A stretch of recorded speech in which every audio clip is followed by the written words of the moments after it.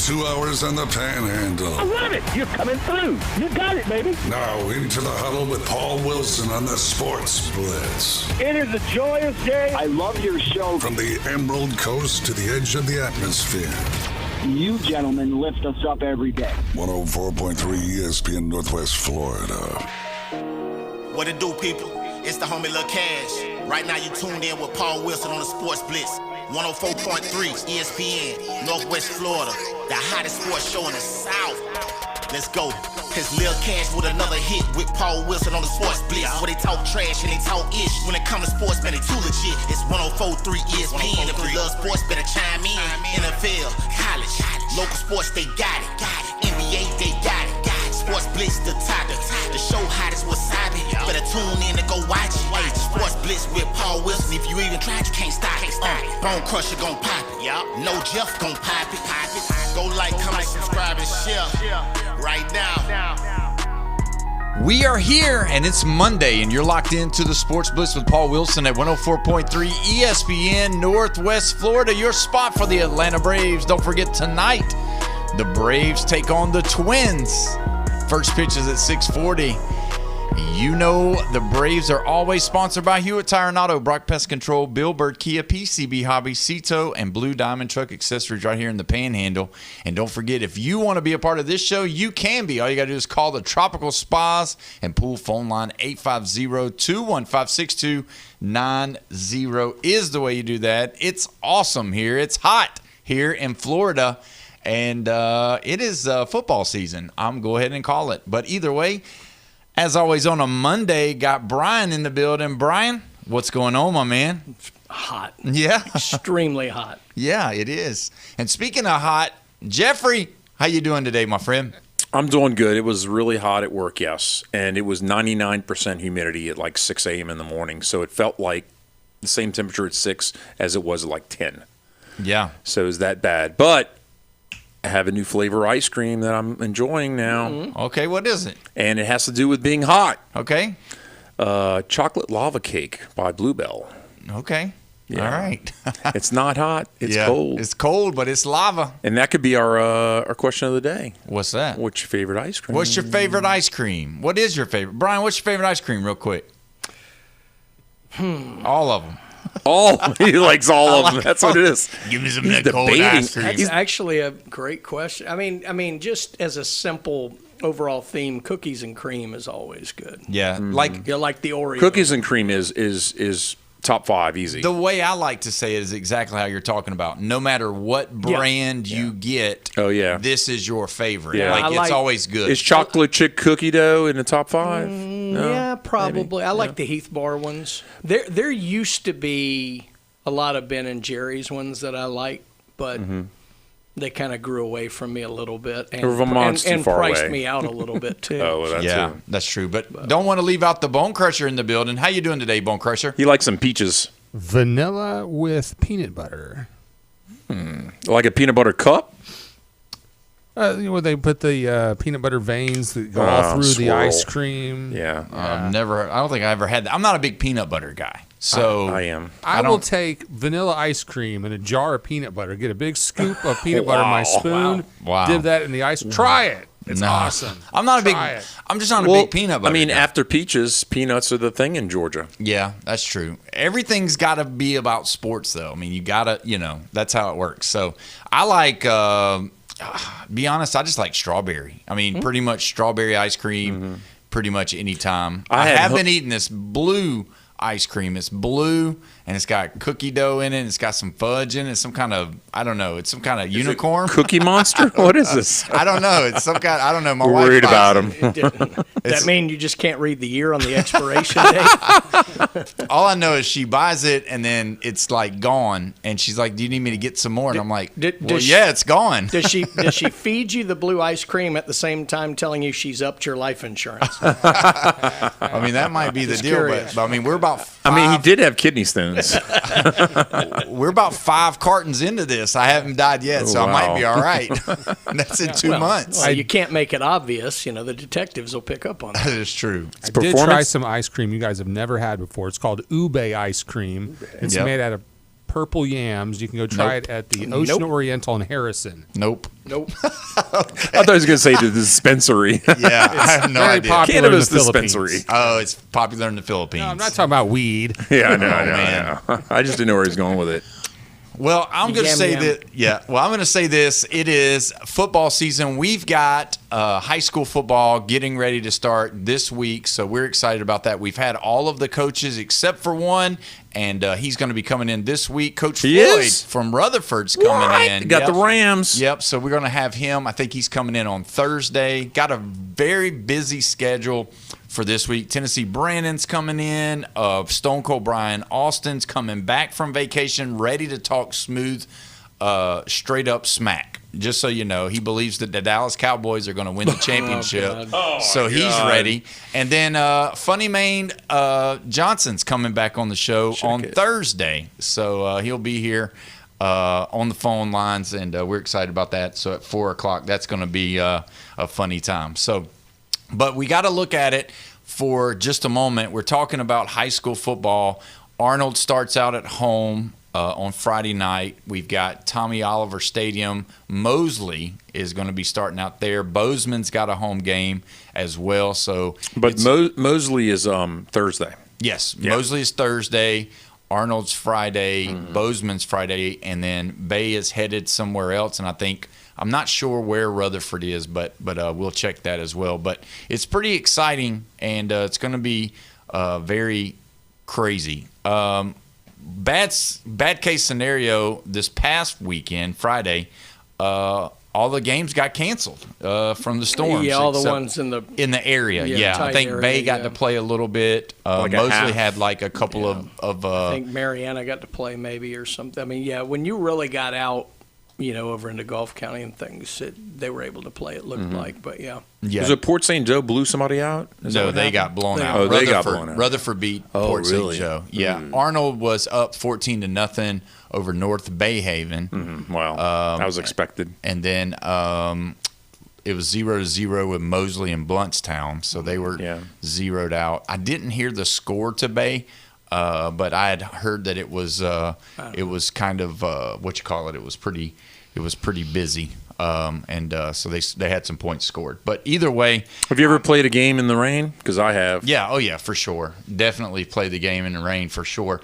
Wednesday, you win a 4-pack of Jaguars tickets on the Sports Blitz. Just so you know, too. I just wanted to put that out there. Yeah, that's going to be pretty cool. Look, this is a good idea, and I understand it's for the fans as much as it is the players, but. I was thinking about this. I'm sure it happened, but I'm not aware of it. It seems like football was a sport that never stopped. Like you played in monsoon, you played in lightning, you played. Again, I'm not saying this is smart. Baseball, if it rained, you stopped. Oh yeah, tarp comes out. Right, heavy baseball arms. You worried about everything, but football, I don't remember ever stopping. Yeah, and the technology of the whole thunder and lightning thing is like a big deal now, so they have it, which like you said, it's a good idea. I was just thinking about it. I cannot ever remember, like football was the sport you played in anything. Yeah. But again, those, it's just doesn't mean we were smart. It's crazy. It's crazy to think about, with it being as hot as it is today, right? And those guys playing this Thursday and Friday. Yeah. So it makes you wonder, and this is kind of where I wanted to go with this, because not only are they playing, but the kids are playing. And they had their jamborees Saturday. A lot of the kids played in their jamborees on Saturday. What do you guys think about how hot it is here and whether or not they should really look at it and push the little kids further out instead of starting them so soon? We're in August where there's heat advisories, where it's 90-something degrees. There are players that are coming out. Look, we had baseball practice on Saturday at around 10:30, 11 o'clock, and we're not in pads. We're not in helmets. I mean, outside of putting your helmet on to hit, and one of our kids was, just started getting sick, because of how hot. And I was sitting out there in it. I was in it, right? But I didn't have on helmet, pads, shoulder pads. socks, all that stuff. I don't know. The only thing should we move it? The only thing that gets me about the argument is just it's purely semantics. Everybody goes, never been this hot before. It has.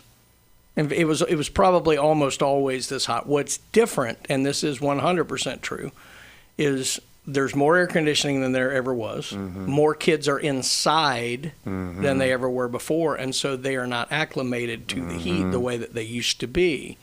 It's not better or worse. It is very and you do have to be much more cognizant of it because of that. So it's more just people. We're getting to the same place. We're just kind of taking a different road. But that's what's happening. The problem with pushing everything back is you do start getting into overrun with other sports. And it's one thing that I've kind of hated for a while. It seems like every sport runs longer now than it used to by 2, 3, 4 weeks. And there's only so many, 1975, there were 52 weeks. There's still 52 weeks. Yeah, there is. So they're not adding time onto the year. I wasn't born then, just so you know. I know, I'm well aware. But anyway, the point is that with every season already stretching, if you start pushing them back, I'm not saying it's not a good idea. It might be because the kids maybe aren't as acclimated to the heat. But we do start running into more and more overlap, and that's going to have more and more young kids specializing in one sport, which I don't think is a good thing overall. Yeah. Well, and the thing is like it's not just they in July they're doing strength and conditioning and getting prepared for the football season. They're having kids come out and run and do the ladders and all that stuff, and it's just like and then you look it up and you're like, does this really help you? Does this really push you to the point to where you're, able to, because we were always taught that, if you're in shape, you can play up into the fourth quarter and be ready to go. Mm-hmm. Well, it's not necessarily true. As much as we pushed it and said it, being in shape as an older person, is something. Kids are faster getting in shape. They're not tearing quads. They're not tearing hamstrings. They're not doing those things. So their muscles are easier to heat up. When you walk from the parking lot 400 yards to the dugout or to the sideline, your body is already warm. So to say, hey, let's just take a lap around, it kind of sounds like the same thing of why are we taking a lap around the field when we really, we got to warm up. Bro, I'm 99 degrees on my shoulder and my thighs right now when I walk from the parking lot. I don't need to warm up. Let me ask you this, just because you're right in the sense of the physical and the regeneration that young kids do. I remember parents used to go, can you wear them out for me at night? I'm like, you can't. That's right. That's true. You just can't. I could destroy them, and 5 minutes later they'd be fine. They'd be back. Here's what you're doing, though. If you've ever seen, like, maybe, you've got a 10 or 11-year-old kid, and eventually you're going to want them lifting. So what you do is you take just a PVC pipe. It has no weight on it, and you teach them form for when later they are adding weight. They know how to do things correctly. A lot of that warming up is teaching proper behaviors for later in life when you will need those things. Right. You want to create that concept of preparing yourself and doing everything correctly young.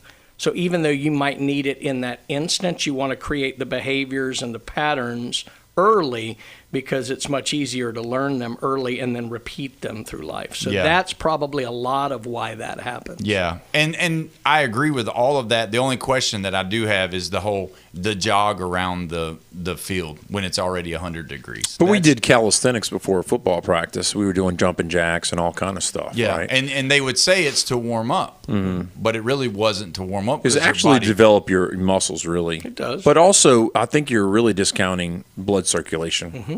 Yeah. Well, and that's going to help you. Growing up in New Orleans, it's not like you're growing up in Alaska and you're an Eskimo. I mean, you're accustomed to the heat, and that's how I was. I had great blood circulation into my 20s, and I grew up with that heat, so it was nothing to me. Some of it's terminology that kids understand. Warm up, okay, they get that. If you talk about blood circulation, they'll look at you like you got 3 heads. That's right. So. Yeah. We're going to go ahead and go to the phone line. We've got Rob on the line. Rob, how are you today, my friend? Afternoon, guys. I'm doing fantastic. How are y'all today? Hey, We're Rob. doing great. Happy Monday. Mm-hmm. Yes. Brian, one of the things, I'm glad y'all started out there with the seasons being stretched out, because I was kind of wondering if my calendar was a couple weeks behind. Nope. Because when I was in school, your first game was when school started, which was usually around Memorial or Labor Day. You know, yep. that right through there. But and kind of on what you were talking about earlier, and I did text it in. My favorite ice cream is always homemade. Any kind of homemade ice cream, the old churn, you know, homemade ice cream was always the best. And one of the things you're talking about warming up, it's really more, and you'll watch the professional guys. They don't get out there and do calisthenics and stuff, but it's stretching. Mm-hmm. You know, doing the stretches and stuff, so you don't, you know, and if you're watching the college kids, most of that, all that is stretching muscles and stuff. And I will say this, that coaching high school football and stuff, when we ran sprints after practice, most of that was to get guys in shape to play later. And you would have the guys that would run three-quarter speed because they were always first. And I would always make them run a little bit harder and a few extra ones because it helped with cramps this time of year.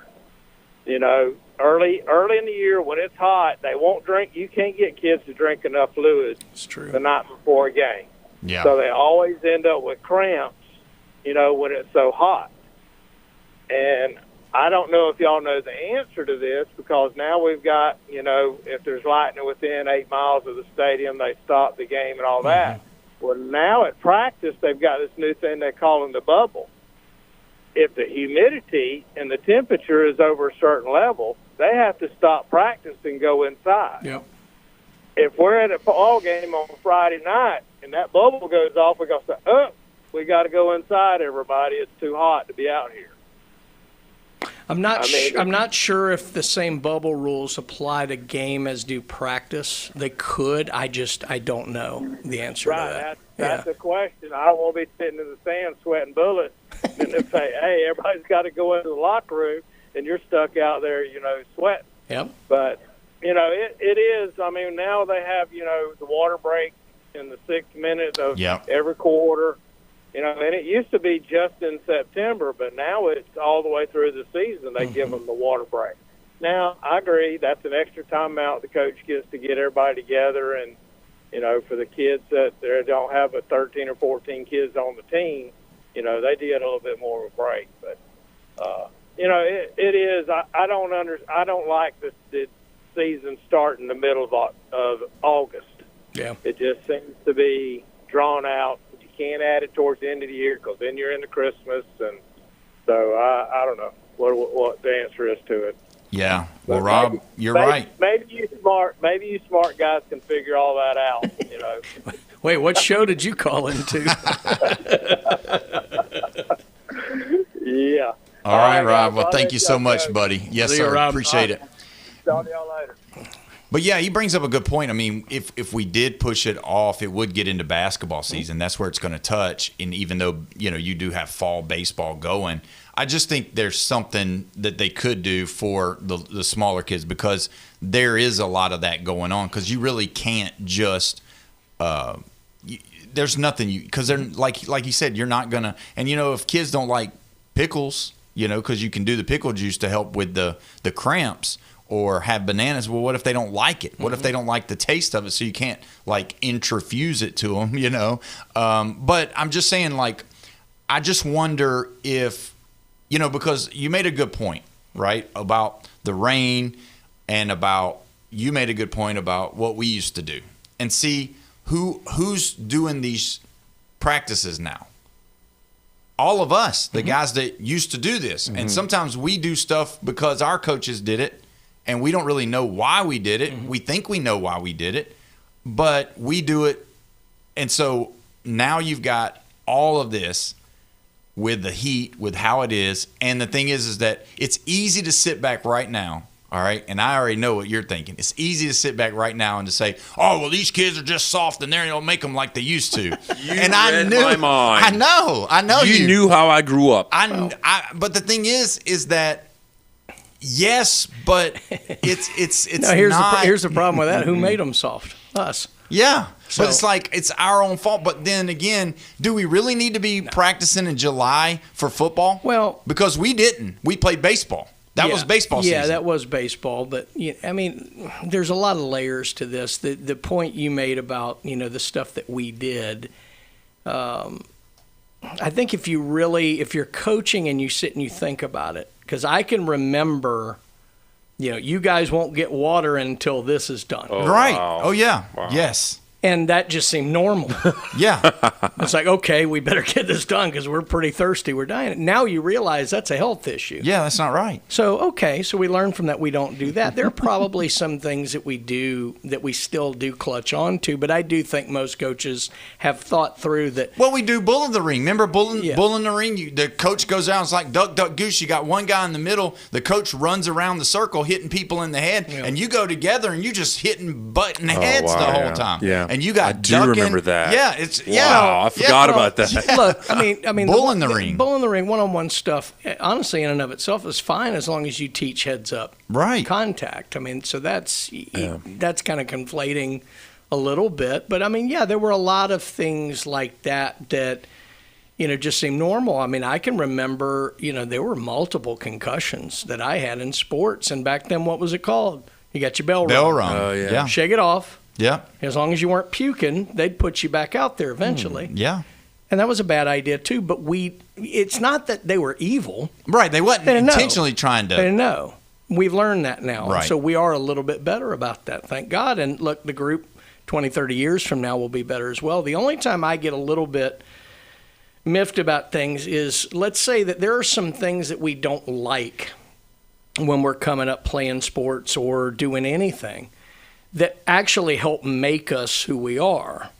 And a lot of times we forget that it was a lot of those things we didn't enjoy doing that taught you to be better at things. Yeah. And so when we become the coaches and all like that, sometimes we forget the importance of that. We just remember we didn't like it. Yeah. So we take it out of there, and then it's like you don't understand why the kids aren't developing some of those skills. Yeah. Well, it's because we took some of those lessons out. So it's a constant kind of cat and mouse of chasing, being smart and learning from the things that we have learned while still keeping some of the maybe more uncomfortable and difficult things that actually teach important lessons and development for young people, keeping those a part of the program. Yeah. And I mean, I agree with it all, but I think we just start too early. I do. I think I wouldn't mind pushing. I think we start too early. I wouldn't mind pushing the youth back. Because you're weakening our evolution. No, you're making us evolve to a bunch of wimps. No, because if you're playing baseball right now and you're playing football right now, and you still you're practicing 5 days a week, and then what you're having is you're having a coach tell you, well, come Saturday, you're probably not going to play that position because you're playing baseball still, or that guy from. Well, baseball should not be played at this time of the year unless you're a professional. But. Well, no, this is when baseball always went. Actually, this would be the end of like All-Star and y'all played World travel Series. ball. No, this was Little League World Series. This was the end of in the Louisiana? Now look, June, and you're done. No, you would finish. You didn't go into July. You would finish your park league probably around end of June, beginning of July, but then you went into All-Stars. Yeah. And then it was district, it was state, it was region, and hopefully the Little League World Series. So you know how many people there are of that? Hold on. But that's where we are now. No, go ahead, and I'll correct you. But that's where we are now. Hold on. Okay, go ahead. He never made All-Stars. You know why? He wasn't any good. You know why? All-Stars. It's okay. We didn't. You know why? We touched the button right here. Because the people that were picking it was their dads. I already know. I wasn't connected. I wasn't in there. My dad wasn't coaching. My dad wasn't in with the click. I wasn't either. I just hit the ball. That's right. And it was a bunch of rich kids. Okay. Well, we're sorry, Jeff. We didn't mean to get you going. Jeff went into All-Stars. Jeff was off with a battle of Mad Dog behind the dumpster. No wonder. So I was ready for football season. I'm raring to go. Yeah, because you wanted to hit the people that had gotten the All-Stars is what it was. So right. But I do think what we can – I think one of the problems that has caused this lengthening of every season is this notion of – I want to make sure I'm giving my kid everything they need to be successful. Right. And while that is a very admirable thought, it sometimes spawns bad decisions. Of course. And I do think part of that is I got to get them in this program because they practice a little more and they start earlier and they go longer. Yes. And if I don't give them this, they're going to be behind. Right. And if they're behind, they won't start in high school and then maybe have a chance to get a scholarship and maybe go play professionally. You see how far you've taken it from I want my kid to just play baseball this summer? Exactly. So I do think a good general concept can spawn a lot of bad decisions, and I do think it's helped create this lengthening of everything. Yeah, and I agree with that 100%. That's exactly why, because a lot of the coaches that I've been around, and not that it's bad, I get what they're saying. I'm not pointing the finger at them at all. But what they say is that if you're not working, somebody else is, and you're going to have to compete against that person. I came from a sport that we went all year. Right. So, yeah. I mean, was it swimming? Yeah, we just ran out of time to add. I mean, we literally, they would go, when do in you the take? South.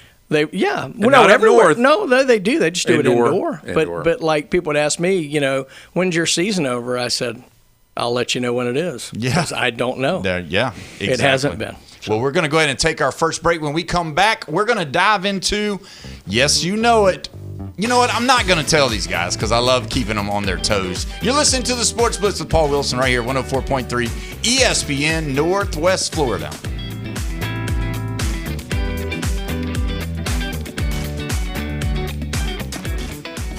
ESPN Northwest Florida. It's the Coach James Hale Show. It's a coin toss game for me. You're going to totally have a coin flip on this one. I think Tennessee will be pretty well. Alabama on the road at a noisy environment over the last few years, not done too well. So I'm going to be excited by this game, but I still think the Orange will take the win on that one. Weekday mornings 7 to 9, ESPN Northwest Florida. This is Anna with ESPN Northwest Florida. Here is your weather forecast on this Monday afternoon. The remainder of the day, some sun and 93 with a moderate breeze out of the west-southwest around 14 miles per hour. For tonight, some clouds and a low near 85. Tomorrow, partly sunny most of the day except a slight chance of showers in the afternoon and evening, and a high around 93. This weather forecast is brought to you by Earthworks of Northwest Florida. Thank you for listening to ESPN Northwest Florida. Rely on it. Football season is right around the corner. Touchdown! And 104.3 ESPN Northwest Florida has an unbelievable schedule of college and NFL games. Do you own a business, want to reach more customers? Put the power of ESPN Northwest Florida to work for you. Advertising opportunities are available right now. For more information, call 850-215-4468 or go to ESPNPC.com and click the contact button. Discover the new Kia at Bill Bird Kia. Get behind the wheel of an exciting new 2026 Kia model where advanced technology, confidence-inspiring safety, and premium comfort come together for every drive. Looking for an SUV? Check out the stylish new 2026 Kia Sportage or the family-ready new 2026 Kia Sorento. And if you need more room, the innovative new 2026 Kia Carnival MPV delivers SUV-inspired design with plenty of room for all of your adventures. Bringing style and performance together, experience the bold new 2026 Kia K4 and new 26 Kia K5. Bill Bird Kia is the home of the original 20-year, 200,000-mile warranty, giving you peace of mind that you can trust. Visit Bill Bird Kia at 2435 East 15th Street in Panama City or online anytime at BillBirdKiaPanamaCity.com. Bill Bird Kia, your local community dealer, where we treat you like family. The 20-year, 200,000-mile warranty is a Bill Bird Kia warranty. See dealer for complete details. 104.3 ESPN Northwest Florida gets results. Here's Alan Watson from Gulf Plus in Panama City Beach. When we first came to Panama City Beach to launch our business, we didn't really have a voice and we didn't have any way of letting people know that we were here and we were new. ESPN Radio has given us a way to reach our audience, which is sports fans, because of being in the golf industry. And we've managed to grow the business while staying on the radio for 6 straight years. So it's been the kind of thing that's really helped us to grow. It's brought in the most business, and it's the thing that we're recognized for and people associate us with. I couldn't be happier with our association with ESPN Radio. To see how 104.3 ESPN Northwest Florida can help grow your business, go to ESPNPC.com and click the contact button. That's ESPNPC.com and click contact. From the first pitch to the last out, this Atlanta Braves club plays with an intensity that has the rest of the National League on notice. Ozzie hits one well to deep right field. At the wall now, Casey, and it's gone! Tonight, the Braves hit the road for an interleague series in the Twin Cities as Atlanta takes on the Minnesota Twins at Target Field. Coverage starts at 6, first pitch at 7:15 on 104.3 ESPN Northwest Florida. When the sun sets on the Emerald Coast, the freaks come out and play. Hi, I'm a recovering crackhead. Hand me that shotgun. Get on your knees! The Sports Blitz with Paul Wilson. 104.3 ESPN Northwest Florida. Welcome back. You're listening to the Sports Blitz with Paul Wilson right here at 104.3 ESPN Northwest Florida. Your spot for the Atlanta Braves. Don't forget the Braves tonight take on the Twins of Minnesota in Minnesota. 6:40 is the first pitch. Right after the show tonight is the coverage time. If you want to be a part of this show, all you got to do is call in on the Tropical Spas and Pool phone line. 850-215-6290 is the way you do that. We are going to go ahead and go to the text line. And, you know, I get this part right here. This is something that Jamie had wrote. The real problem with pushing the season back is that you start having playoffs and championship games take place during Thanksgiving break when a lot of families are traveling. Another great point. You know, I get it. It just seems like there would be a way to somehow get it shortened, whether or not you make the season short and then so that you can do the playoffs, or just rearrange. But, you know, again, I'm not trying to solve a lot of problems. I just bring up a lot of questions at times of why we do, why we say, why we always got to do it this way. Is there a better way? And it does. I mean, if you think about it, everything that you said and I said about when we started school, we immediately said Labor Day. You know, I remember there was always my dad and them played in a national softball tournament, the World Series at the end of August, and you know, I was ready to go come Labor Day. And I didn't end up graduating from a public school, but I started at one, and you and I were both in Mobile County Public School. Mm-hmm. Start Labor Day or right after Labor Day, and you'd be out third week of May. Yep. You know, but what we didn't have, we didn't have fall break. Nope, no fall break. We didn't have all these extended in-service days. We did have a spring break, but like that was it. That was all you got. Christmas, maybe a couple days at Thanksgiving. It was Mobile, so you got a couple days at Mardi Gras. But then you had, but that was it. I don't remember in-service day. I'm sure there was one or two, but we didn't have nearly that many. I know we didn't have a fall break. So we were in school a lot more during the time. I don't know if it's better. Right. But that was the difference. That was why we were able to start after Labor Day. Yeah.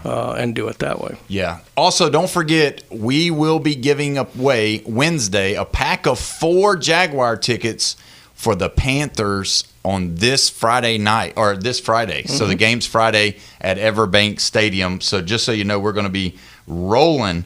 I want to talk to you guys. Obviously, I know y'all love this part of the season.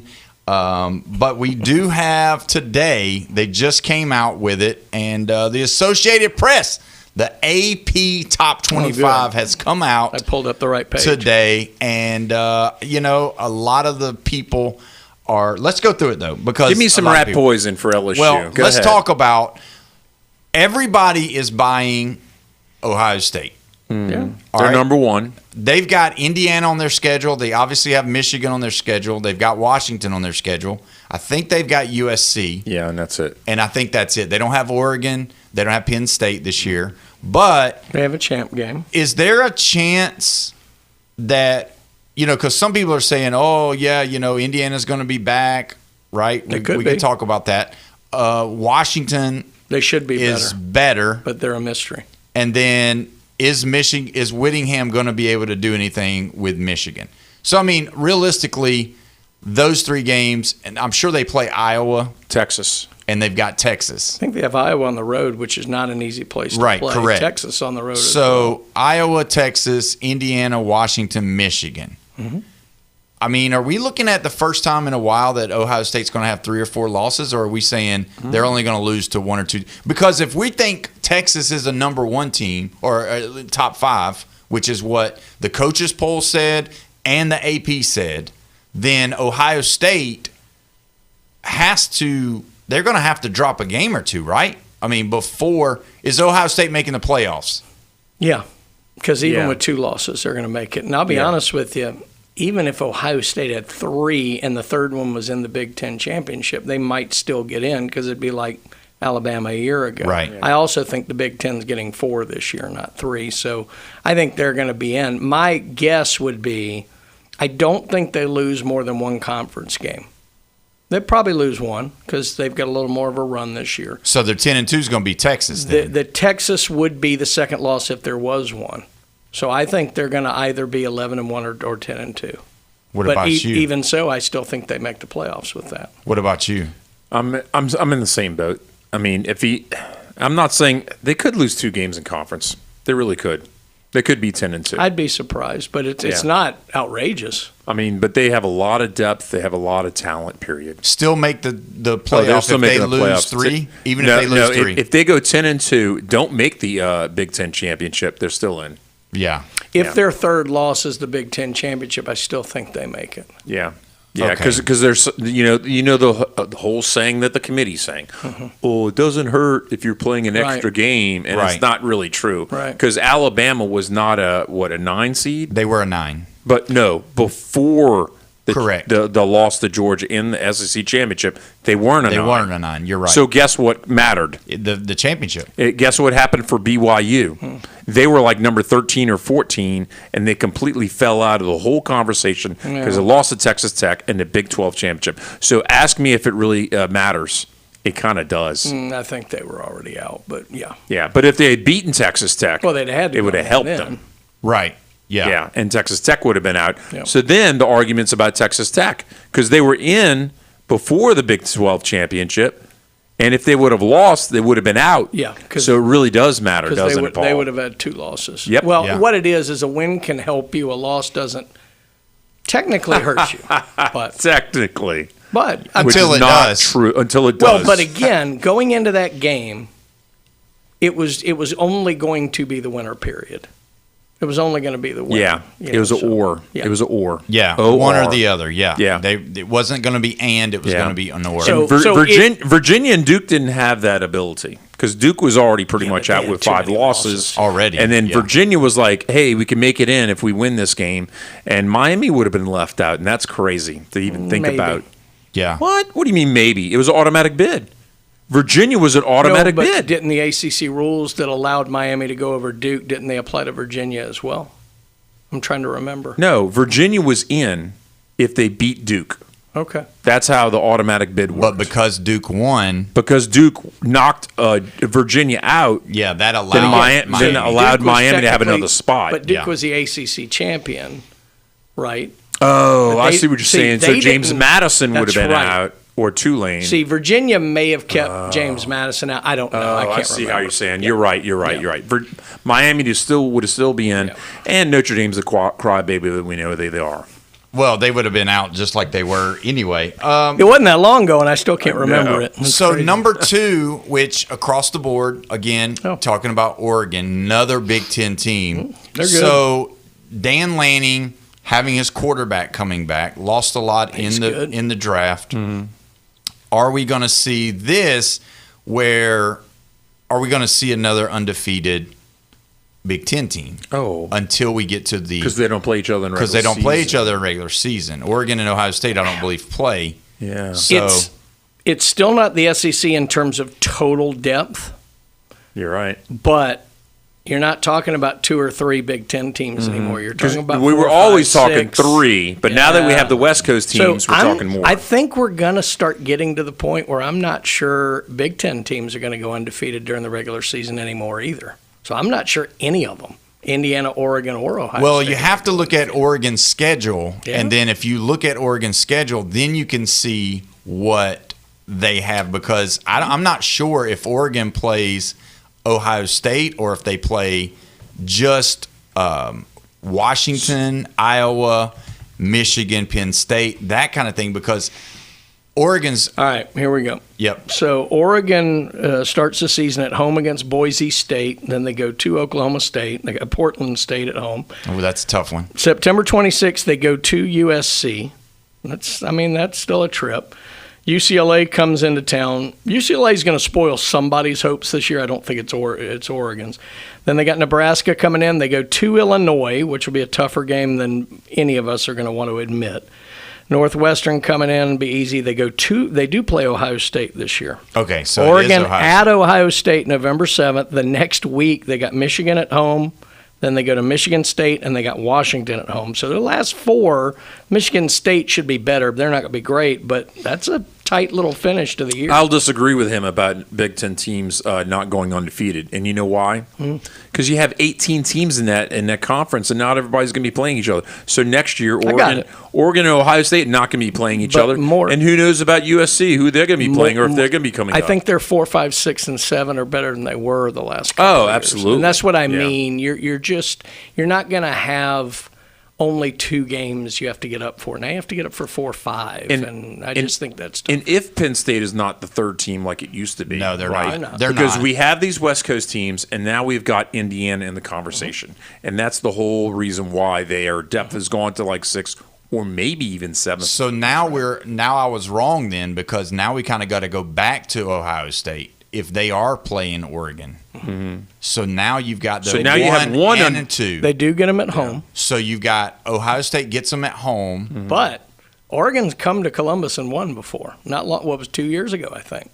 So who has when Oregon went undefeated? Who's got the easiest schedule? Because I'm going to say all day long Oregon does. Oregon's got the easiest not having schedule. The Texas is critical. Yeah, and I think Ohio State has Indiana. They don't have Michigan? Right. They both have Michigan. Oregon doesn't have Indiana, and they don't have a Texas. Like, the closest thing to Texas for them is what, Boise? Right, and that's a nothing. Yeah.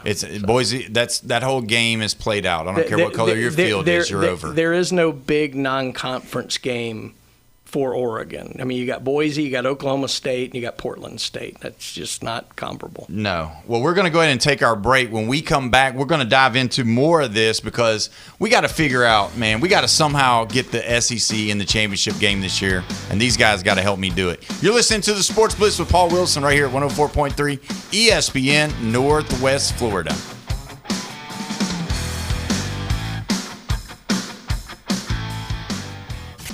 ESPN Northwest Florida. It's the Coach James Hale Show. What you're telling everybody, we need to hurry up and get the Super Conference going, the Big Ten, SEC, and then forget everything else. I agree with you. I'm ready for that. What he said? I'm ready for that. I think he see a Super Conference that brings in the best teams in the country. Play that back, James. Let's see. Yeah, we can play. We'll go to the stenographer. Weekday mornings 7 to 9. ESPN Northwest Florida. On September 2nd, DraftKings Game Day arrives with massive deals, exclusive deals, and an all-day celebration built for sports fans. The countdown has begun. All roads lead to Game Day. The DraftKings Sports app is now live in all 50 states. That means Florida, from Texas to California, every fan is in on the excitement. One app, every sport, all 50 states. DraftKings Game Day is yours. Remember the date, September 2nd. DraftKings Game Day is a kickoff of a new season, a new era, and the biggest day in sports history. Get ready to celebrate. New DraftKings customers sign up with the code NW Florida. Spend $5 to get $150 in rewards within 14 days. That's code NW Florida in partnership with DraftKings. The crown is yours. Event trading offered by DraftKings Predictions, a CFTC registered introducing broker. Trading involves risk of loss. Market availability varies. Eligibility restrictions apply. $50 every 7 days via click-to-claim issued in non-withdrawable predictions dollars that expire in 1 year. Ends August 23rd. Terms dkng.co/predictions promo. Nationwide based on sportsbook, predictions, and free-to-play sports contest availability varies by state. Football season is right around the corner. Touchdown! And 104.3 ESPN Northwest Florida has an unbelievable schedule of college and NFL games. Do you own a business, want to reach more customers? Put the power of ESPN Northwest Florida to work for you. Advertising opportunities are available right now. For more information, call 850-215-4468 or go to ESPNPC.com and click the contact button. From the first pitch to the last out, This Atlanta Braves club plays with an intensity that has the rest of the National League on notice. Ozzie hits one well to deep right field. At the wall now, Casey, and it's gone! Tonight, the Braves hit the road for an interleague series in the Twin Cities as Atlanta takes on the Minnesota Twins at Target Field. Coverage starts at 6, first pitch at 7:15 on 104.3 ESPN, Northwest Florida. Pound the like and crush the subscribe. The Sports Blitz with Paul Wilson is live on YouTube. 104.3 ESPN Northwest Florida. We are back live and local right here at 104.3 ESPN Northwest Florida, your spot for the Atlanta Braves. Don't forget the Braves tonight take on the Minnesota Twins in Minnesota. 6:40 is the first pitch. And they're in rain delay? Yeah. Does Minnesota have a dome? Why don't they have a dome? It's a twin dome, right? No, they moved. No, it used to be the Metrodome because they had the Homer Hankies that they beat us with in '91. Did they not have a twin dome? They not at the Metrodome anymore? I don't think so. No, but the Metrodome collapsed. Yeah. Well, yeah. I thought they had a twin dome. I must be dreaming. Yeah, I don't know. No telling. All I'm saying is we're in a delay indoors. Well, this is the deal. Kent the entirety Herbeck, of my brain power is stuck in like 1991. So Kent Herbeck pushed Ron Gant's foot off the bag. No, So Lonnie Smith does not know that. how to run the bases. That's why we didn't win the Still 91. complain about 1991. Yeah. We are. Still the greatest World Series I ever saw. It was very entertaining. Unbelievable. And that's when I stopped watching baseball. Unbelievable. That and when you didn't make All-Stars. I know, I was sore. No, I went off to college and I was like, not really into baseball at that point. Except for LSU. All right, so let's look at it now. We've got Georgia. Everybody believes they're going to be the cream of the crop in the SEC. Number 3 team in the country. Do you think they're slighting Georgia, or you think they're just doing that because they're 3, man? I know, but 1 or 2, why can't the number 1 team? Because Ohio State did not make it to the championship last year. They've got a quarterback coming back, right? Georgia's got their quarterback coming back, so does Oregon. And Oregon's got their quarterback coming back. Why is it that the 2 Big Ten teams automatically got the nod over the Georgia team? Who are you drafting? Julian Sand, Dante Moore, or Gunnar Stockton? Yeah, and I like Gunnar Stockton. He's 3 on that list. He is 3, so it's because of the quarterback. I think so. Do you think Julian Sands should be ahead above? You think Julian Sands is going to be drafted before Dante Moore? What I'm saying is if we were choosing to rank those 3, I think that's how we rank them. I think Stockton's 3 on all of our lists. And it's not that he's a bad player. I also think they're taking into account the SEC is still overall deeper, so the likelihood that Georgia is going to lose an extra game over one of these 2 is higher than it is for Oregon or Ohio State. Even though the Big Ten is deeper than it has been, I still don't think it's as deep as the SEC. So the likelihood of Georgia carrying an extra loss in the regular season is higher than Oregon or Ohio State, and that's what they're doing right here. But if you look at it, the Kirby side of it all, to me, would have pushed him to at least 2. Because that's fine, you're talking about what you do when you make this ranking is where they're going to end the regular season. That's what this ranking is for. I think Georgia could end the regular season at 3 and be a better overall football team than both of the teams ahead of them. Yeah, which is what I've the seen that playoffs before. will determine, or at least they're better at the end of the year. But I don't think it's out of range for them to put Georgia at 3. Because I think they're expecting them to carry 2 losses. Is there a chance Georgia goes undefeated this year with Gunnar Stockton coming back? I know we've talked about that, but Gunnar Stockton, to me, is definitely learning how to play this college football game. Now, yeah, he's probably not going to be your NFL guy. He's probably not going in the first round, whatever. But I like Stockton. Gunnar Stockton knows how to win football games, just kind of like Stetson Bennett, just kind of like these other scrappy style quarterbacks. I mean, Diego Pavia was an awesome college quarterback, but he's not a draft pick. He's not a guy that you're going to draft. Georgia has an advantage in that they don't have Texas or Texas A&M on the schedule this year for the regular season. So as far as their schedule, it's a little easier than perhaps it could have been. That being said, I mean, you do still have Oklahoma coming to town. They're a playoff team. You're going to Alabama. You've got Auburn, who always gives Georgia a tough game.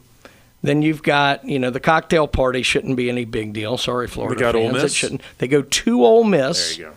Which is a tough one. Hey. Nah. Hey. By then, guess who beat it in the playoffs? Ole Miss got November the 7th, it'll already be solidified. Go ahead and put it down that I said it. It's already going to be solidified that Ole Miss is going to be not even ranked. If you're asking me, based on their schedule, I think they carry one loss through the regular season at most. They could go undefeated. But then you got to remember they have the SEC championship game against likely Texas or Texas A&M. Maybe Alabama, but probably more likely Texas or Texas A&M.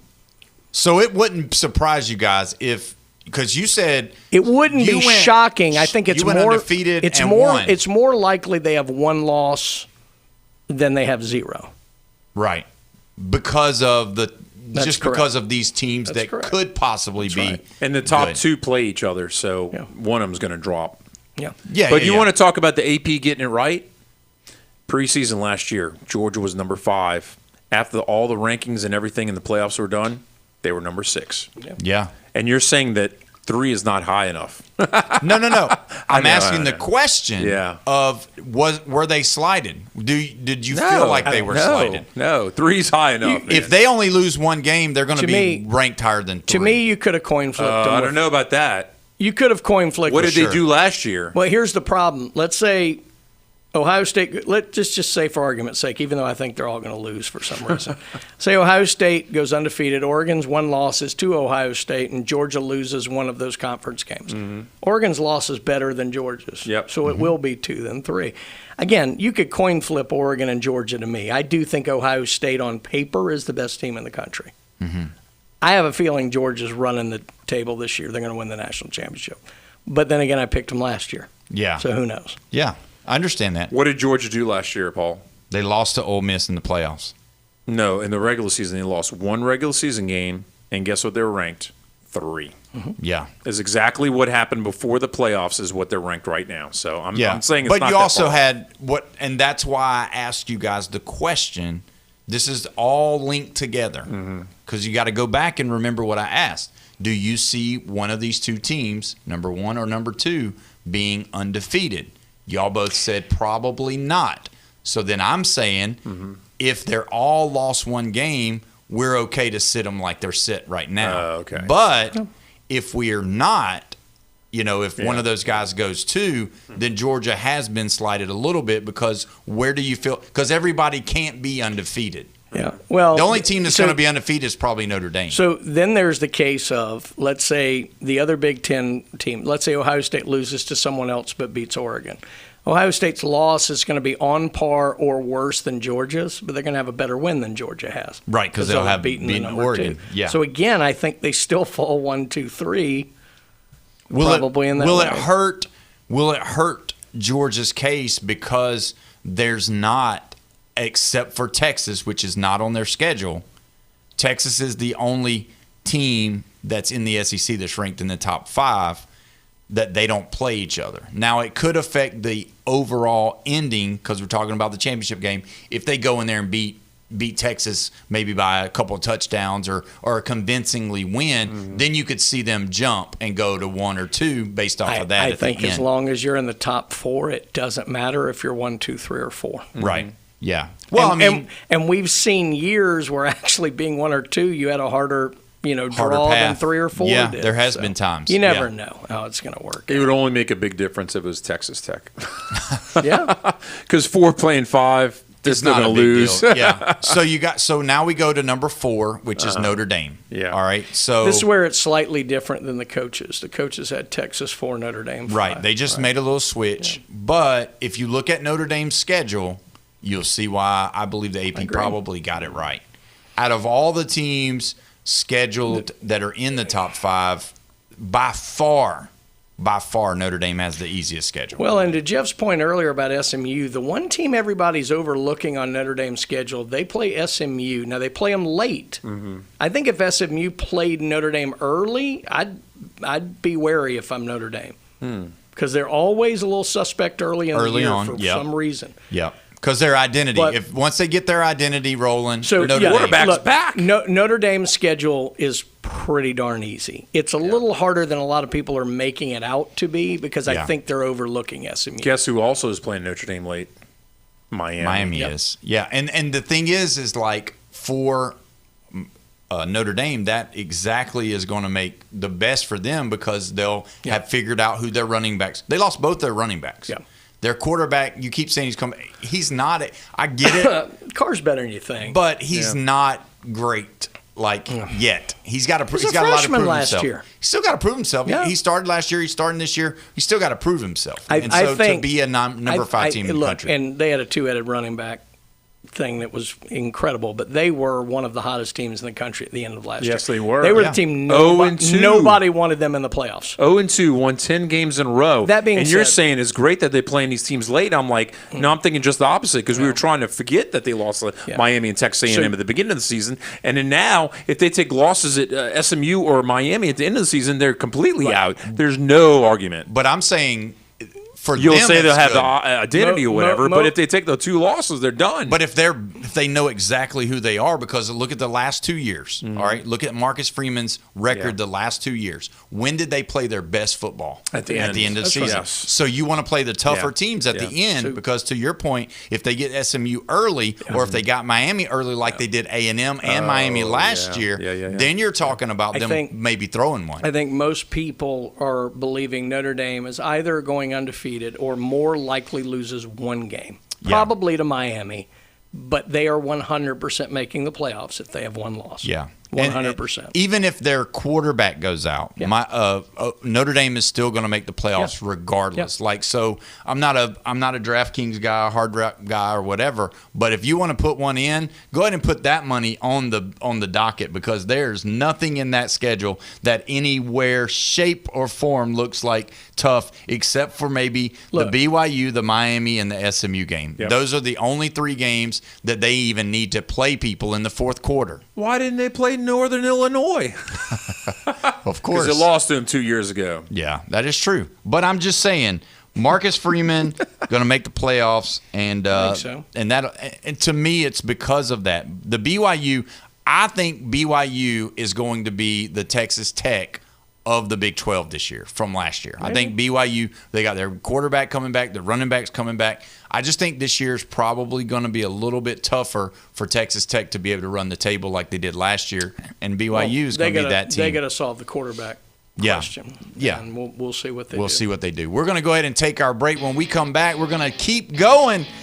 We got to talk about Texas, man. There's a lot of people talking about Texas and Indiana. You're listening to the Sports Blitz with Paul Wilson right here, 104.3 ESPN Northwest Florida.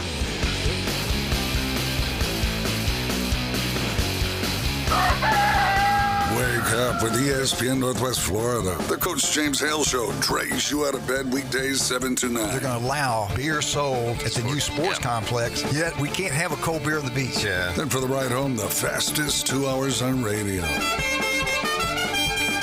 The Sports Blitz with Paul Wilson. You better hope you're ready. Morning drive and the afternoon commute are live and local on the Gulf Coast. 104.3 ESPN Northwest Florida. This is Anna with ESPN Northwest Florida. Here is your weather forecast on this Monday afternoon.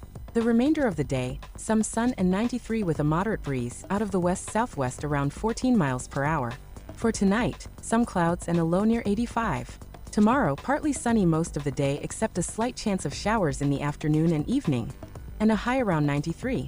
This weather forecast is brought to you by Earthworks of Northwest Florida. Thank you for listening to ESPN Northwest Florida. Rely on it. Golf is a game that should be fun, but to have the most fun, you need to play your best. That's where the experts at Golf Plus come in. Their friendly staff will guide you through the buying process, answer all your questions, and can help with any repairs you need along the way. Golf Plus is your custom fitting, club repair, and golf retail shop. Golf Plus staff is non-commissioned and will work with you to find the best product for your game, just like they've been doing since 1988. Golf Plus in Panama City Beach. Fitting, repair, retail. That's Golf Plus. Got a scratch, dent, or full-blown wreck? Bring it to Recommended Collision Center in Panama City. From small scratches to all over paint jobs, from fender benders to major collisions, it's Recommended Collision Center. They work with all insurance companies and offer customer pay options too. A family-owned collision center that takes pride in top quality repairs, friendly service, quick drop-offs, and a fast turnaround. So when life throws you a wreck, they'll help you get amended. Recommended Collision Center, 1329 Jinx Avenue, Panama City. WGSX Lynn Haven, WVLQ Port St. John, ESPN Northwest Florida.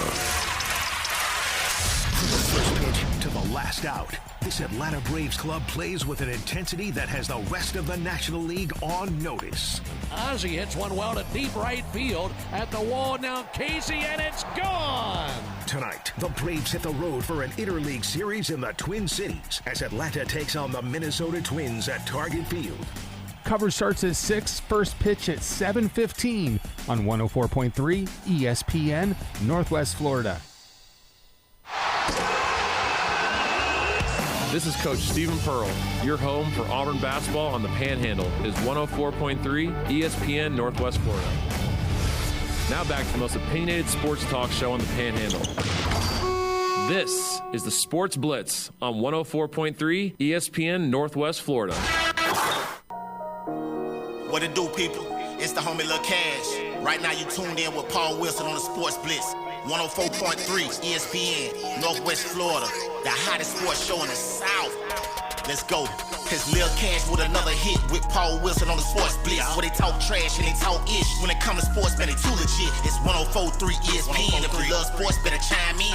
NFL, college, local sports, they got it. NBA, they got it. Sports Blitz, the topic. The show hottest was Sabi. Better tune in and go watch it. Sports Blitz with Paul Wilson. If you even tried, you can't stop it. Bone Crusher gon' pop it. No Jeff gon' pop it. Go like, comment, subscribe, and share right now. It's 5 o'clock and you made it through this manic Monday, this hot Monday. And we're so glad that you are here with us on the Sports Blitz with Paul Wilson at 104.3 ESPN Northwest Florida, your spot for the Atlanta Braves. Don't forget the Braves tonight. First pitch is at 6:40 against the Twins. The Braves on the Gulf Coast are sponsored by Hewitt Tire and Auto, Brock Pest Control, Billbird, Kia, PCB Hobby, Cito, and Blue Diamond Truck Accessories, all right here in the Panhandle. We're so glad that you've joined us today. And if you want to call in or text in on the Tropical Spas and Pool phone line, you can do just that, 850-215-6290. Also, the Facebook page is live and ready to go. As always, on a Monday, got Brian here, Jeffrey's here, and Bone Crusher's here, and we're going through some of this. You know, when you think about this Texas team, you look at, okay, when is it going to happen? And I said this last week, and Brian, I don't know what you think about this. I'm not saying that Sark's on the hot seat, but what I am saying is that Texas fans are just like Dallas Cowboy fans. If you don't win championships, they're ready to get rid of you, and they stop loving you so much. Sark has done a great job of getting talent there. He's done a great job at, he made a promising first step towards having Quinn Ewers as his quarterback, going into the playoffs, doing that. But last year did not make it. Whether they, got him or not, they did not make the playoffs. Arch coming into his second year, undoubtedly the most famous college football player right now. Everybody knows him. Everybody knows that last name. Everybody's looking to Sark. Everybody's looking at Arch Manning. Is this going to finally be the year that they take it all the way to the championship and they're ranked number 5? I would have liked to have seen this team with last year's schedule. Yeah. Because this year's schedule does not line up great for Texas. No. Everybody made a point about Texas didn't make the playoffs because they scheduled Ohio State and they lost. That's not why they didn't make it. They didn't make it because they went on the road and lost to the 2025 Florida Gators, and Mississippi State took them to overtime. Yes. Mississippi State doesn't go to overtime in an inter-squad game. That's true. So, I mean, and look, we played hard last year, but still, I mean, that was why Texas didn't make the playoffs. So if you look at their schedule, obviously the big game is at home. It starts, week 1, Ohio State. That's going to be a big one. But if you're going to lose a game, lose it week 1. Yeah. Right? Yeah. But then you've got UTSA. Texas State's first game. I'm sorry. Ohio State's the second game. Yeah. UTSA. And then the trip to Tennessee might be a little more interesting than people think. That's not an easy place to go play. Josh Heupel's always got weird things designed, so you never know what's going to happen there. Because they're already looking ahead, even though there's a bye. The next game they have is the Red River Shootout with Oklahoma. They got a bye right before the That's Red right. River. Well, they always do. Yeah. Then you got Florida coming into town. That's probably a revenge game. Then Ole Miss comes to town. Who knows where they're going to be? Mississippi State comes in. They go to Missouri. They got a trip to LSU November 14th.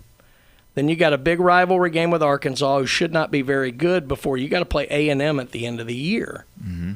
There's 3 or 4 potential losses on there. That being said, are they talented enough to go undefeated? Yeah. I don't think they're going to. Yeah.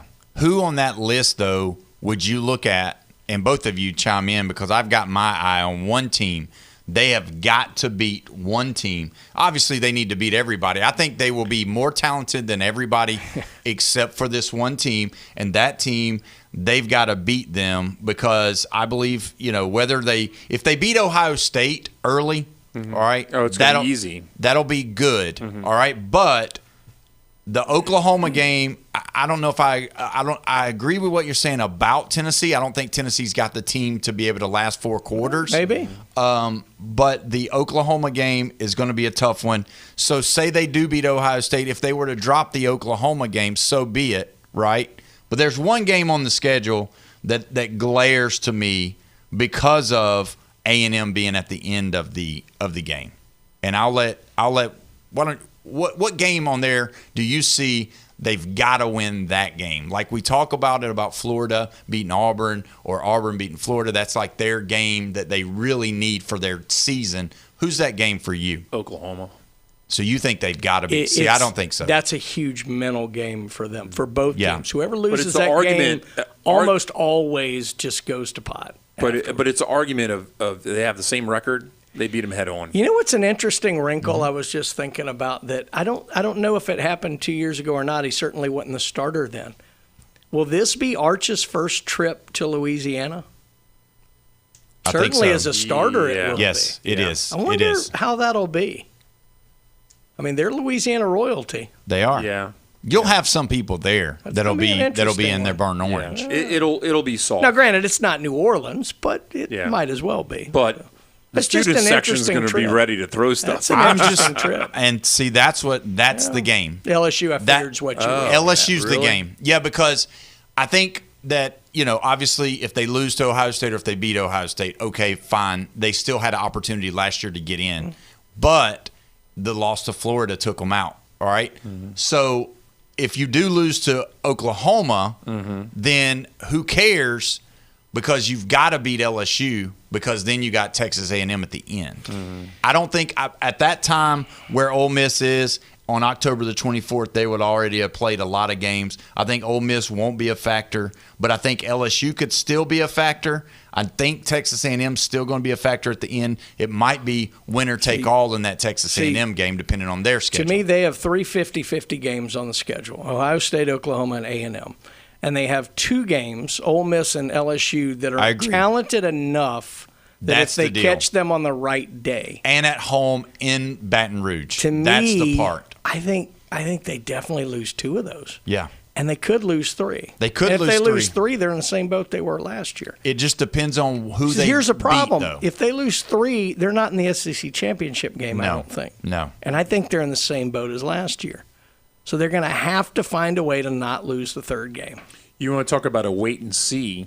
This is the wait and see schedule because they have 1 road game in the first 8 games. Yeah. And then they have 3 road games That's in the last 4. That's why the Tennessee game's interesting to me. Yeah. Because that first road trip in the SEC is always tough for teams. Yeah. But they're living in the state of Texas for 8 games. Right. And Georgia's kind of the same way. I think Georgia goes out of their state 4 times in the year, right? That's it. But that's why, to me, that LSU game is going to be so important because moving forward, if they do win 1 or 2 against Oklahoma or Ohio State, then you're talking about that LSU meaning so important, because that's what I'm thinking. I'm thinking A&M at the end of the year is going to be winner take all, meaning we're going to have the nod to get to the playoff, and the other teams might be on the outside looking in. The other thing to consider is because they get their break so early going into the Red River shootout, that A&M game is 8 straight weeks. Right. That is week 8 of all SEC opponents. But man, if they win, that's no fun. Okay, if they win one of 2 of the Ohio State-Oklahoma game, and they win at LSU, right?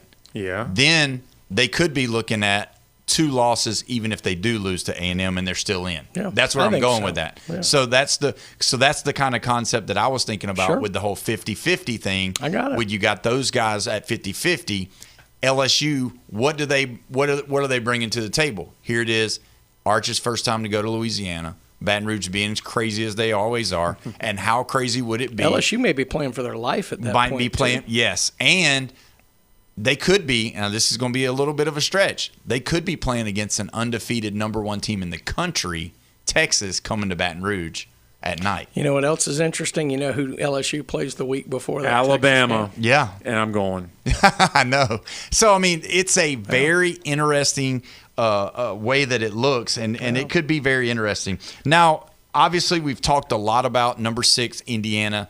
They've number 6 on both of them. It's all going to be based off of this, to me. It's going to be based off whether or not Josh Hoover is the guy that can win football games. Last year, Mendoza won football games when they needed him to. Penn State, even against Miami, making the plays that he did in the national championship. Their defense should be better overall than they were a year ago. They might be better. I'm worried about the running game and I'm saying their defense. Yeah. The being able to run the football and do the things that he wanted them to do. We know that Mendoza was a special talent. Is Hoover going to be able to do some of the same things to be able to push that is where I'm going at. So to me, Indiana's going to take a step back. I don't think they're in the top 6. I think they're about right. They may be 7 or 8, but I think they're solidly in the playoffs. You think they? I do. No matter what. I think so. I think they're good enough. Okay. The more interesting schedule I've looked at is at 7. Yeah. Miami's. Yeah. Last year, I remember we talked with their play-by-play guy about how bad the ending of the season was for them. Yes. Because they went on the road up north twice in November, huge trips, and it was not good. They finished with 3 home games this year after the Notre Dame game. I'll be honest with you, based on looking at the schedules of the top 7 teams, all of them could go undefeated. I think Miami might have the best shot. Yes. Even over Ohio State. Yeah. Because everything lines up well for them. You're going to Clemson, a Clemson that's not the same as they've been. Mm-hmm. Florida State is not the same. Well, they might be the same as they were last year, but they're coming to town. Pitt's coming to town. You finish with 3 home games. The one real tough road trip is to Notre Dame November 7th. I think their likelihood of running the table and going undefeated in the regular season may be as high as Ohio State's, if not better. I think it's better than Ohio State. I still think that it could possibly be Miami and Notre Dame play each other, both undefeated, and whoever loses that game will have the one loss the other team has the undefeated season. I'm more interested, and this is not a knock, because I wanted him at Alabama once Saban retired, and it didn't work out that way. Cristobal tends to lose one game on his own almost every year. He just does. He does. Now, he was great through the playoffs. I'm not saying he's not a great coach. I think he's a fantastic coach. But he always costs them one game by himself. I wonder if he's through that. I don't know. That's what this year's going to find out for us. Yeah, that is very true. We're going to go ahead and go to the phone line. We got Ed on the line. Ed, how are you today, my friend? I'm doing all right, but I disagree with Paul so much right now. Oh, yeah. Okay, what about? I mean, I know you're in Texas. Did you say undefeated Texas team? That was funny. You are funny, dude. That made me smile. That made me laugh. I just said there's a possibility 2 to 3 that they're going to get possibility of the moon falling on top of my head. Yeah, right. I think they're going to go Texas 2 losses. team is going to win a national championship, dude. Not this year. No way. Undefeated. The only way Texas is going to go undefeated is when they go 0-0 in the beginning of the season, dude. They are not going to. They beat Texas That is Tech, going to be the only time they can say they're undefeated. Yes. No. Not at all, dude. A Texas team will not win the national championship this year.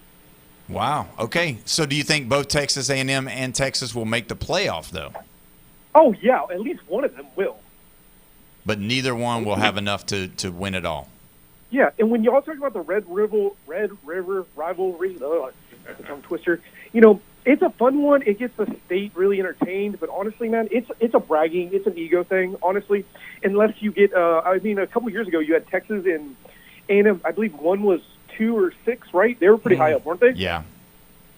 But beyond that, it's a hype game, dude. It's a hype game, but it's the way the Auburn-LSU game used to be, in the sense that there are bigger games, but for some reason, whoever would lose that game would go into a tailspin after it. Auburn-LSU was always a third game of the year, and it always would follow that way. The Red River rivalry does that a lot, too. Whoever ends up losing that game for whatever reason starts to spin out. I don't know if they think that they've lost their chance at something or it's that personal. But whatever it is, it just seems to be that game, whoever loses it, just starts to fall apart. So, you think it takes the wind out of their sails? Maybe it might. I mean, I do think the fact that now we're in the 12-team playoff probably helps, because it's less of we have a loss, we're out of it. Right. Yeah. So maybe it's a little easier now. I don't know. But Oklahoma had the excuse last year that the quarterback was hurt and he wasn't ready to come back, and they had to beat Alabama to get in the playoffs. Yeah, and they did. Go ahead, I'm sorry. No, you're good. No, you're good. No, yep. I was like, maybe this year, again, like Indiana, I'd like a bunch of big teams and then just a small middle school team kind of out of left field coming in to the playoffs and shredding it, getting it hot at the right time. Well, it could happen, but I don't know about this year, because it's heavy loaded with big-time names that even if you put Indiana up there now that they won last year. So, but Ed, we sure do appreciate the call, man, and maybe tomorrow we'll agree on something. Thanks for making me laugh, Paul. I appreciate it. All right. So you're saying the UNL Running Rebels have a chance? Yeah. Well, this is the thing. Like Oklahoma and Texas, that game, I believe it's just like the Ohio State game. If they win it, that's just going to help them at the end of the year to be able to solidify, as long as they beat LSU. Obviously, it's easier said than done. If they beat LSU, then they could afford to go 1-3 or 1-2 against Oklahoma, Ohio State, and A&M. Because they'll only have 2. They can't have 3 losses. No, not 3, but 2. So, but that's the other ones. Let's look real quick.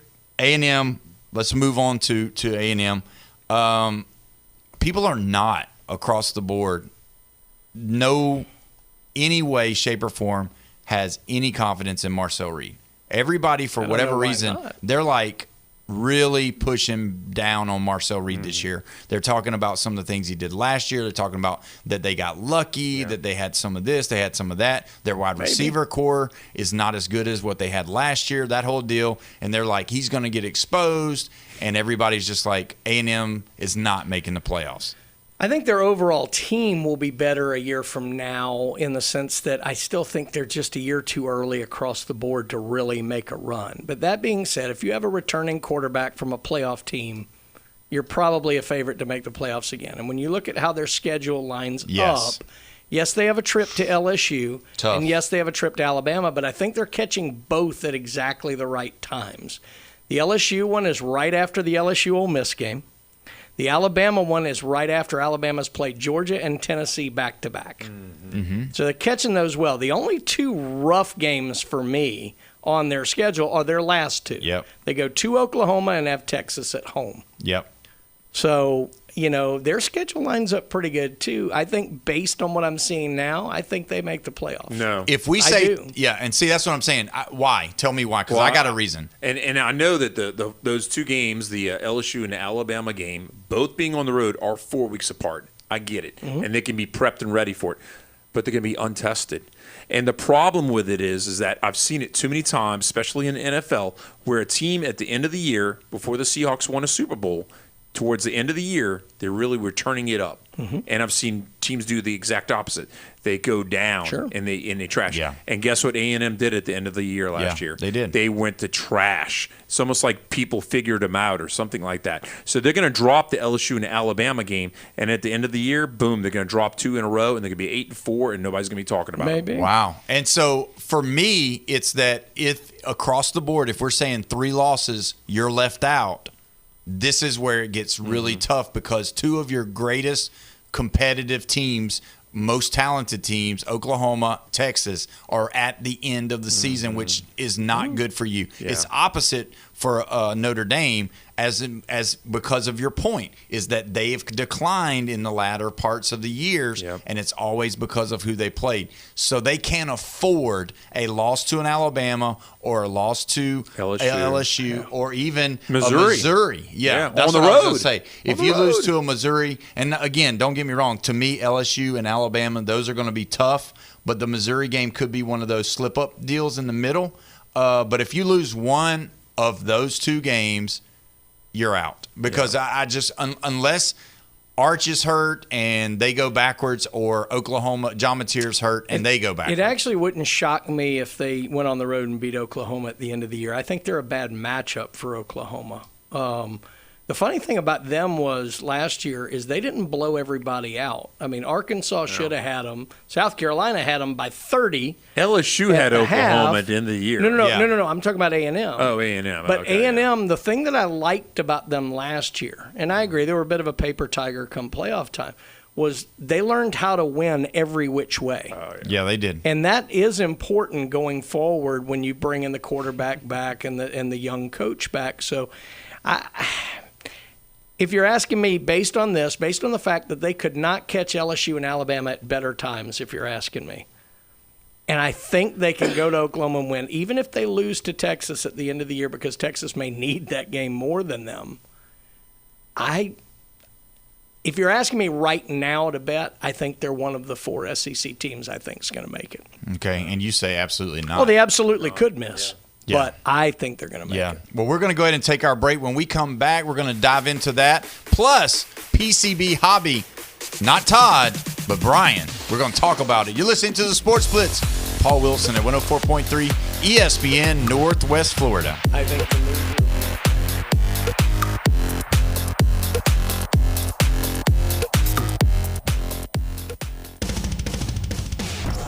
Your attention, please. ESPN Northwest Florida reminds you it's the law. It's the law. When there's a double red flag, stay out of the water, stick your toes in the sand, grab a cold drink, and listen to live sports. Swung on, miss, strike 3. On 104.3 ESPN Northwest Florida. Double play! This is Joanna with ESPN Northwest Florida with your Monday's weather. Tonight there will be a gentle breeze out of the west, partly cloudy skies at 85. Mostly sunshine tomorrow morning, about the same at 92. In the afternoon and evening, a possibility of thunderstorms and some sun and a high of 92. About the same at 93 Wednesday, and we'll have a slight chance of rain showers in the early morning, but otherwise mostly sunshine. This forecast is brought to you by Earthworks of Northwest Florida. Thank you for keeping that dial at ESPN Northwest Florida. Rely on it. On September 2nd, DraftKings Game Day arrives with massive deals, exclusive deals, and an all-day celebration built for sports fans. The countdown has begun. All roads lead to Game Day. The DraftKings Sports app is now live in all 50 states. That means Florida, from Texas to California, every fan is in on the excitement. One app, every sport, all 50 states. DraftKings Game Day is yours. Remember the date, September 2nd. DraftKings Game Day is a kickoff of a new season, a new era, and the biggest day in sports history. Get ready to celebrate. New DraftKings customers sign up with the code NWFlorida. Spend $5 to get $150 in rewards within 14 days. That's code NWFlorida in partnership with DraftKings. The crown is yours. Event trading offered by DraftKings Predictions, a CFTC registered introducing broker. Trading involves risk of loss. Market availability varies. Eligibility restrictions apply. $50 every 7 days via click-to-claim issued in non-withdrawable predictions dollars that expire in 1 year. Ends August 23rd. Terms dkng.co/predictions promo. Nationwide based on sportsbook, predictions, and free-to-play sports contest availability varies by state. Got a scratch, dent, or full-blown wreck? Bring it to Recommended Collision Center in Panama City. From small scratches to all over paint jobs, from fender benders to major collisions, it's Recommended Collision Center. They work with all insurance companies and offer customer pay options too. A family-owned collision center that takes pride in top quality repairs, friendly service, quick drop-offs, and a fast turnaround. So when life throws you a wreck, they'll help you get amended. Recommended Collision Center, 1329 Jinx Avenue, Panama City. From the first pitch to the last out, this Atlanta Braves club plays with an intensity that has the rest of the National League on notice. Ozzie hits one well to deep right field. At the wall now, Casey, and it's gone! Tonight, the Braves hit the road for an interleague series in the Twin Cities as Atlanta takes on the Minnesota Twins at Target Field. Coverage starts at 6, first pitch at 7:15 on 104.3 ESPN, Northwest Florida. This is the vehicle for your hobby. Yes, you are trying to get a big hit. Coins, cards, collectibles, and the amazing stories behind them. And now, the PCB Hobby Takeover with Todd. You can really, really get something cool in this. 104.3 ESPN Northwest Florida. We are back live and local right here at 104.3 ESPN Northwest Florida. This is the Sports Blitz with Paul Wilson on this beautiful day here in Panama City Beach. We're so glad that you've joined us. You can check us out on our Facebook page as well as YouTube and the old school radio. Either way, the Braves tonight take on the Minnesota Twins. 6:40 is the first pitch. If you want to be a part of this show, you can be. The Tropical Spas and Pool phone line, 850-215-6290 is the way you do that. You can call or text that line.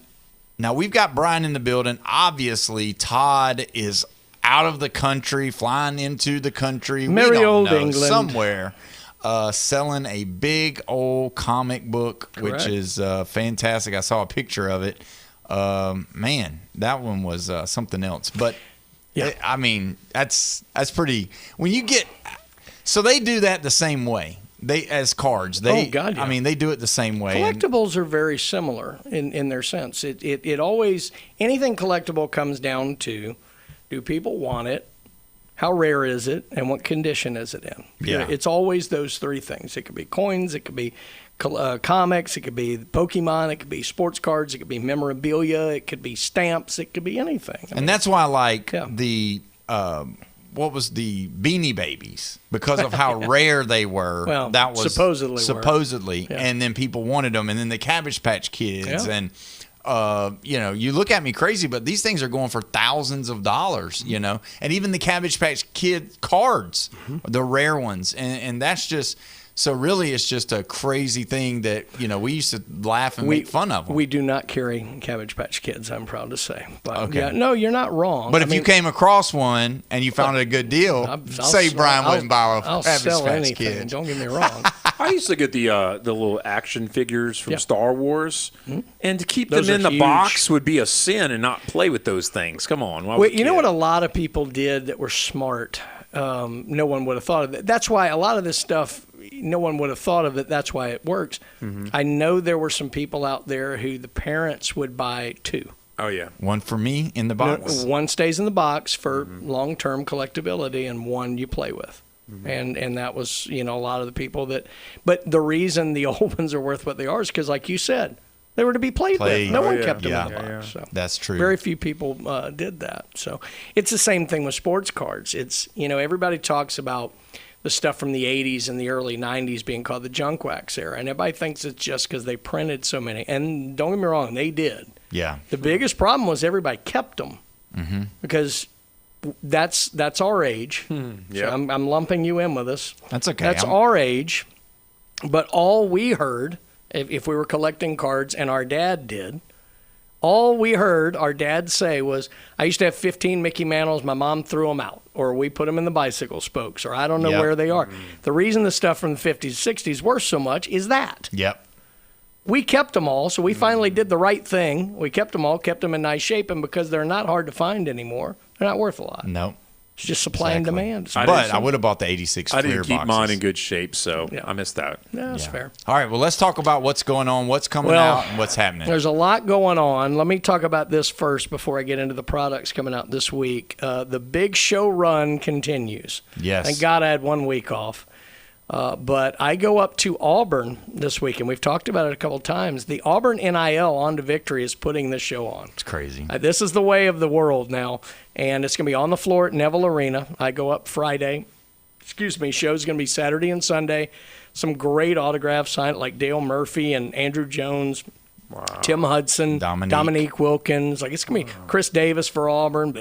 But they're all going to be there. They're going to put you by Chris Davis, probably. Well, that's not going to end well for me or him. But, like I said, I guess he doesn't need his kneecaps anymore, but I'll make sure and pay back for 2013. But nonetheless, it's going to be a great event. And, the good news for those of you who can't make it up is we're going there with the express purpose to get more inventory. Yeah. And we've bought a lot this week. I was telling Paul beforehand, we picked up a really good Michael Jordan rookie sticker. I got the famous Billy Ripken in a very high grade. Now, that one's not out on the show floor because somebody in this room may have bought it. But not me. Kobe rookies, we bought a huge Michael Jordan collection in the last couple of weeks, and it's finally out now to be bought. So there's a lot of great stuff in the shop, but we always need more.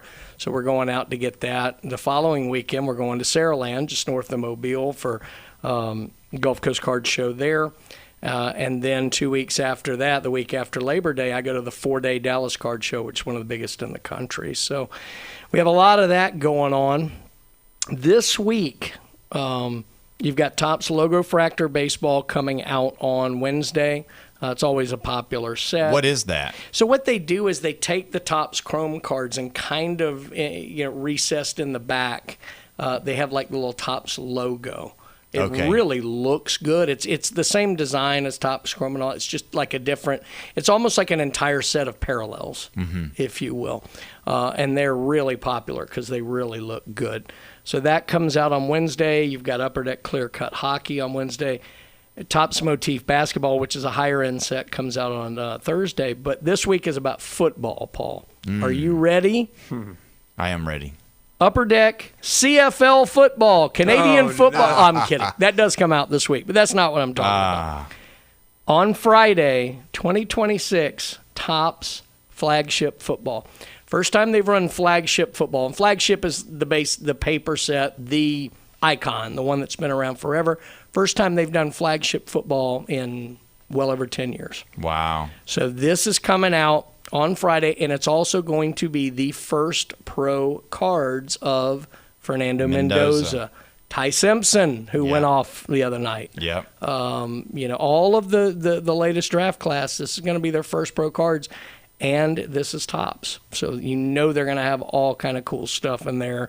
I'm sure they'll find a way to do some kind of chases. It's hard to replicate the 52 Mickey Mantle thing, but they'll have something along those lines that they're kind of holding, close to the vest. So this Friday, Topps Flagship Football, that's going to be a huge release. That's going to be a lot of fun. Will they have and fairly affordable? Will they have autographs in that one too? Yes, definitely. So definitely probably, maybe not as large as Cooper Flag was for the basketball flagship. No, it's not as good a class as that. But Fernando Mendoza, from what everybody's looking at, autographed card look at is it this way. good. The rookie class is not equatable, but football's bigger than basketball. Right. It just is. Yeah. And people have been pining for, Topps to come back in because really, Panini, when they were running football, they didn't really have that paper flagship set that was somewhat reasonably priced. Yeah. They have the nice chromium sets. And look, when Topps Chrome comes out, it's going to be expensive again. This is flagship. And there's going to be a lot of cool hits in it. This is not going to be the long-term mega super expensive stuff, but it's really great hit opportunities at a fairly reasonable price point. And it's going to be a lot of fun. And to me, this is a set to buy and collect. Right. And that does still matter. So I'm looking forward to this one coming out, and the fact that it's coming out before the season starts is unbelievable. Yeah, that is good. With what we've dealt with since COVID. So really exciting week for that. And that's going to take up most of the air in the room because, like it should, we got a whole new season of football cards. Yeah, that's going to be really good. Let me ask you this. I want to kind of go into something. Paul Skeens is struggling. Mm-hmm. A lot of people are talking about him. They're talking about his dad bod. They went out to the beach the other day, and they said, "Oh, there's the," because everybody in the internet, they know what's wrong. Like, sure, they can watch him throw, and there you go. You bringing it out to the right just a little bit too much. You're not throwing with your shoulder. You're not throwing with your elbow. You're not throwing with your legs. Blah blah blah. But then now it is that his girlfriend's feeding too many hamburgers, Jeff, and so Paul Skeens is getting on a little on the chubby side. Mm-hmm. All right, not hitting 97 anymore. It's been a long time since he's hit 97, which he was 99 and up last year. Mm-hmm. And even the beginning of this year, he was doing it, but he hadn't hit it in a while. What about his cards right now? Because I know that there's fans. Are those cards starting to take a little bit of a dive because they're saying that either he's wearing out, his arm's dying, or he is injured actually? Dive's too strong a word. They've slowed and they've pulled back some, but they were on a meteoric rise. Right. So that was bound to happen anyway. I think a lot of people are not willing to throw in the towel on him yet because generally speaking, his overall mechanics are good. I don't buy what's going on with him as mechanical. I also don't buy the dad bod thing because that works okay for Jokic. Yeah, that dude's got a dad bod too, and he should be the MVP every year. But that being said, I think he's just worn out both physically and mentally. That guy, you got to remember, he hasn't just been on this run of games. He really hasn't missed a lot of time since he's come up. But also, he's going to everything. Mm-hmm. He and Livy are everywhere. And that does wear on you. Yeah.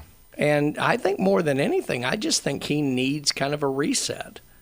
And maybe that'll help. But I think a lot of collectors are kind of in a wait and see. Mm-hmm. They want to see if maybe slowing him down a little bit will help.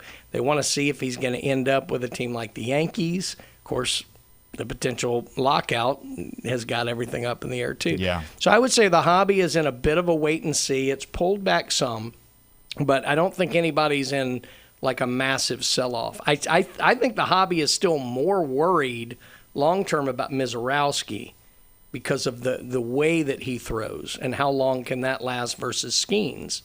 Yeah. I don't know. Mizorowski may go for 20 years and Skeens may be done. Right. But I think the hobby is just kind of in that wait-and-see mode with him. And that was the question I was going to ask because just this past week you had Hunter Green go down with the ACL. Mm-hmm. And you know what? Let's don't forget to make this point. The most famous person that was more famous after his career has just passed away over the weekend, Tommy John.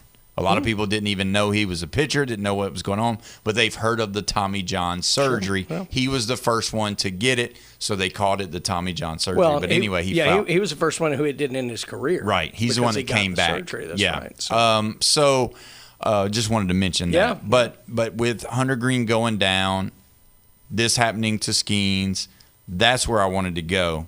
Right now for a collector, give us a little bit of advice. What do you think? If I'm looking at buying a Mizorowski or I'm buying a Skeens right now, which way would I lean and why? Well, it depends which way you're playing it. If it's a short-term move, I'm probably buying Mizorowski because I think their team's going to go pretty far. Mm-hmm. Now, whether that means they're going to get out of the National League with the Dodgers, I don't know. Or the Braves. But I definitely think they're obviously going to be a playoff team. I mean, they got the best record in baseball, and he's their ace. Yeah. So I think if I'm doing a short-term play, I think there's still upside of Mizorowski, and if they happen to go through and get to the World Series, that's going to be big. So, I think that's good. With Skeens, I think I'm in a hold. I don't think I'm buying him, and I don't think I'm selling him. I think I'm holding what I have because I want to see. I'll be honest with you, generally in baseball, I'm very curious. I'm watching the market every day because I'm curious how people are anticipating a lockout. Yeah. I am 100% convinced in my own mind there will be a lockout. Yes, me too. I am also 100% convinced in my own mind it will not last the length of the year. No. I don't think baseball will ever give up the World Series again. No. But what I don't know is, will people, when it looks like a lockout is imminent, will people panic and sell off? If so, tremendous buying opportunity. Mm-hmm. But I don't know when and if it will start. Yeah. It's just hard to predict right now because you're talking about people who should be making logical decisions, making emotional ones. Yeah. But you need to be aware, because I think there is a potential buying opportunity on just about everyone if that happens. So that's my long-winded way of saying I would probably be buying Miz now on a short-term flip as they get into the playoffs. Yeah. Because interest always spikes. With Skeens, I'm probably not doing either. I'm just holding. Just holding tight with him. So. Because Mizorowski, if they do make this run, and he's obviously going to be a part of that, and he's maybe, goes into the playoffs and does something crazy good and never loses or throws a one-hit shutout or whatever, then you're talking about that thing starting to itch up and unless up. It's like Kershaw. The ace is always critical to the team that goes long. Yeah. For whatever reason, Kershaw never could be that guy in the playoffs. I think Verlander had the same problem a lot of times. Yeah. But generally speaking, the ace is going to pitch 2 or 3 times in the series, and they're going to be critical in the movement. So Mizorowski could be that guy if the Brewers make the run. It may not be because of him, but he'll get a lot of the credit. Yeah. So, that would be one I'd just be watching for. But, it's interesting with Skeens because there's so much unknown. I think he's just tired. Yeah. I don't know that. Yeah. That's why I'm in a hold mode. Yeah. What if it hurts your motivation? Could. Yeah, could. He could be like being on a place that's head towards last place. Maybe he's like the rookie with the Bengals who decided he's going to go to Hollywood instead. Yeah, he leaves camp. Yeah. Who knows? Just goes and makes a movie. I don't know. But with Skeens, that's why I'm not buying. Even if there's a pretty good sell-off, I would look at him because I do still like him, and he's already got his name built in, and I think he's going to end up on one of the big teams in the next year to 2 years. I still think he's going to the Yankees. Yeah. But I'm not buying him yet. I want to see what happens. If there's some panic selling, I might consider taking a shot on some things. Well, I appreciate that. Give us the address and the hours of operation at PCB Hobby. Yeah, 11939 Panama City Beach Parkway. Still rocking and rolling with a lot of great stuff. Like I said, we're going to go out and get even more at the shows, but you'd be amazed at how much stuff we got in there right now. I did some buying this last week, so we got some cool stuff in there. But we're open 10 to 6 Monday through Saturday, noon to 6 on Sunday. We're also open in Orlando on Turkey Lake. They're across I-4 from Icon Park. They're open Monday through Saturday. They're not on Sunday yet, but we are adding staff members, so hopefully pretty soon we'll be able to open up longer down there. And, of course, if you can't come visit us in store, you can sit on your couch and enjoy the best of PCB Hobby every single day on eBay Live. Yes. 24 hours on the coin side, darn near 24 hours on the 2 comic streams. We got TCG streams and sports streams going all the time. Check us out on eBay Live, where you can see everything we've got. Are all your comic books, are they all more like collector type items, or are there ones that like a novice would just say, I think this is cool? We have people who are on our what they call the pull list, so every week they get the new comics and all like that, who do still get them and read them. Mm-hmm. So yeah, I mean, it's similar kind of thing we were talking about with Star Wars. Mm-hmm. Some people will get 2 of a new issue, one to read, one they put up and bag and board, as they say, and maybe get them graded. But no, we have everything. We have old books, new books, the ones you read, the ones you put up, the autographed ones, the variants, you name it. Yeah, well, that's great, man. A lot of stuff going on right now. Yeah. So just go see them over there, PCB Hobby. When we come back, we're going to dive into a little bit more of this AP poll, and we're probably going to touch on some things. I got a question for these guys. You're listening to the Sports Blitz with Paul Wilson, 104.3 ESPN, Northwest Florida.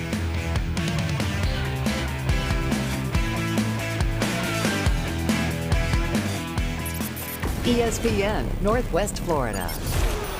The Sports Blitz. We do other ways of touching people, whether it's YouTube, Facebook, radio. Come on. Come on, guys. I'm sorry. We're in a good mood today. We're ready to joke around. Who needs middle school when you got these 2 guys? Yeah, you're right. You put the ball on the tee, I'm going to hit it. The Sports Blitz. Live and local, weekdays, 4 to 6. ESPN Northwest Florida. On September 2nd, DraftKings Game Day arrives with massive deals, exclusive deals, and an all-day celebration built for sports fans. The countdown has begun. All roads lead to Game Day. The DraftKings Sports app is now live in all 50 states. That means Florida, from Texas to California, every fan is in on the excitement. One app, every sport, all 50 states. DraftKings Game Day is yours. Remember the date, September 2nd. DraftKings Game Day is the kickoff of a new season, a new era, and the biggest day in sports history. Get ready to celebrate. New DraftKings customers sign up with the code NWFlorida. Spend $5 to get $150 in rewards within 14 days. That's code NWFlorida in partnership with DraftKings. The crown is yours. Event trading offered by DraftKings Predictions, a CFTC registered introducing broker. Trading involves risk of loss. Market availability varies. Eligibility restrictions apply. $50 every 7 days via click-to-claim issued in non-withdrawable predictions dollars that expire in 1 year. Ends August 23rd. Terms dkng.co/predictions promo. Nationwide based on sportsbook, prediction, and free-to-play sports contest availability varies by state. Outlaws Barbecue, the best slow-smoked barbecue and ribs that fall off the bone. We're talking sandwiches piled high with tender pork, juicy beef brisket, or chopped chicken, plus delicious catfish, fried shrimp, smoked prime rib dip sandwiches, smoked wings, and the best smoked tuna dip on the beach. Save room for homemade cobblers and banana pudding, and catch live music Thursday, Friday, and Saturday at Outlaws Barbecue. Catering available too. Outlaws Barbecue, 6804 Thomas Drive. 104.3 ESPN Northwest Florida gets results. Here's Brandon Strickland from Recommended Collision Center, Jinx Avenue in Panama City. At Recommended Collision Center, we're all about taking care of our community, and advertising on 104.3 ESPN Northwest Florida has helped us do just that. Social media ads were getting stale, but the Sports Blitz with Paul Wilson gave us a fresh way to reach local customers. We've seen more vehicles coming in for estimates, more phone calls, and more people recognizing our name. It's been a great partnership for our business, pairing up with 104.3 ESPN Northwest Florida. To see how 104.3 ESPN Northwest Florida can help grow your business, go to ESPNPC.com and click the contact button. Get your message heard and cut through the clutter. Go to ESPNPC.com and click the contact button.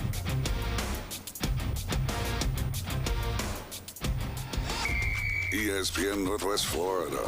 He once ate an entire birthday cake before he realized there was a stripper inside. LSU Jeff is part of the Sports Blitz with Paul Wilson. 104.3 ESPN Northwest Florida. We are back live and local right here at 104.3 ESPN Northwest Florida. This is the Sports Blitz, and you've got about 15 minutes before the Braves come on. Tonight, they're going to be taking on the Minnesota Twins. 6:40 is the first pitch.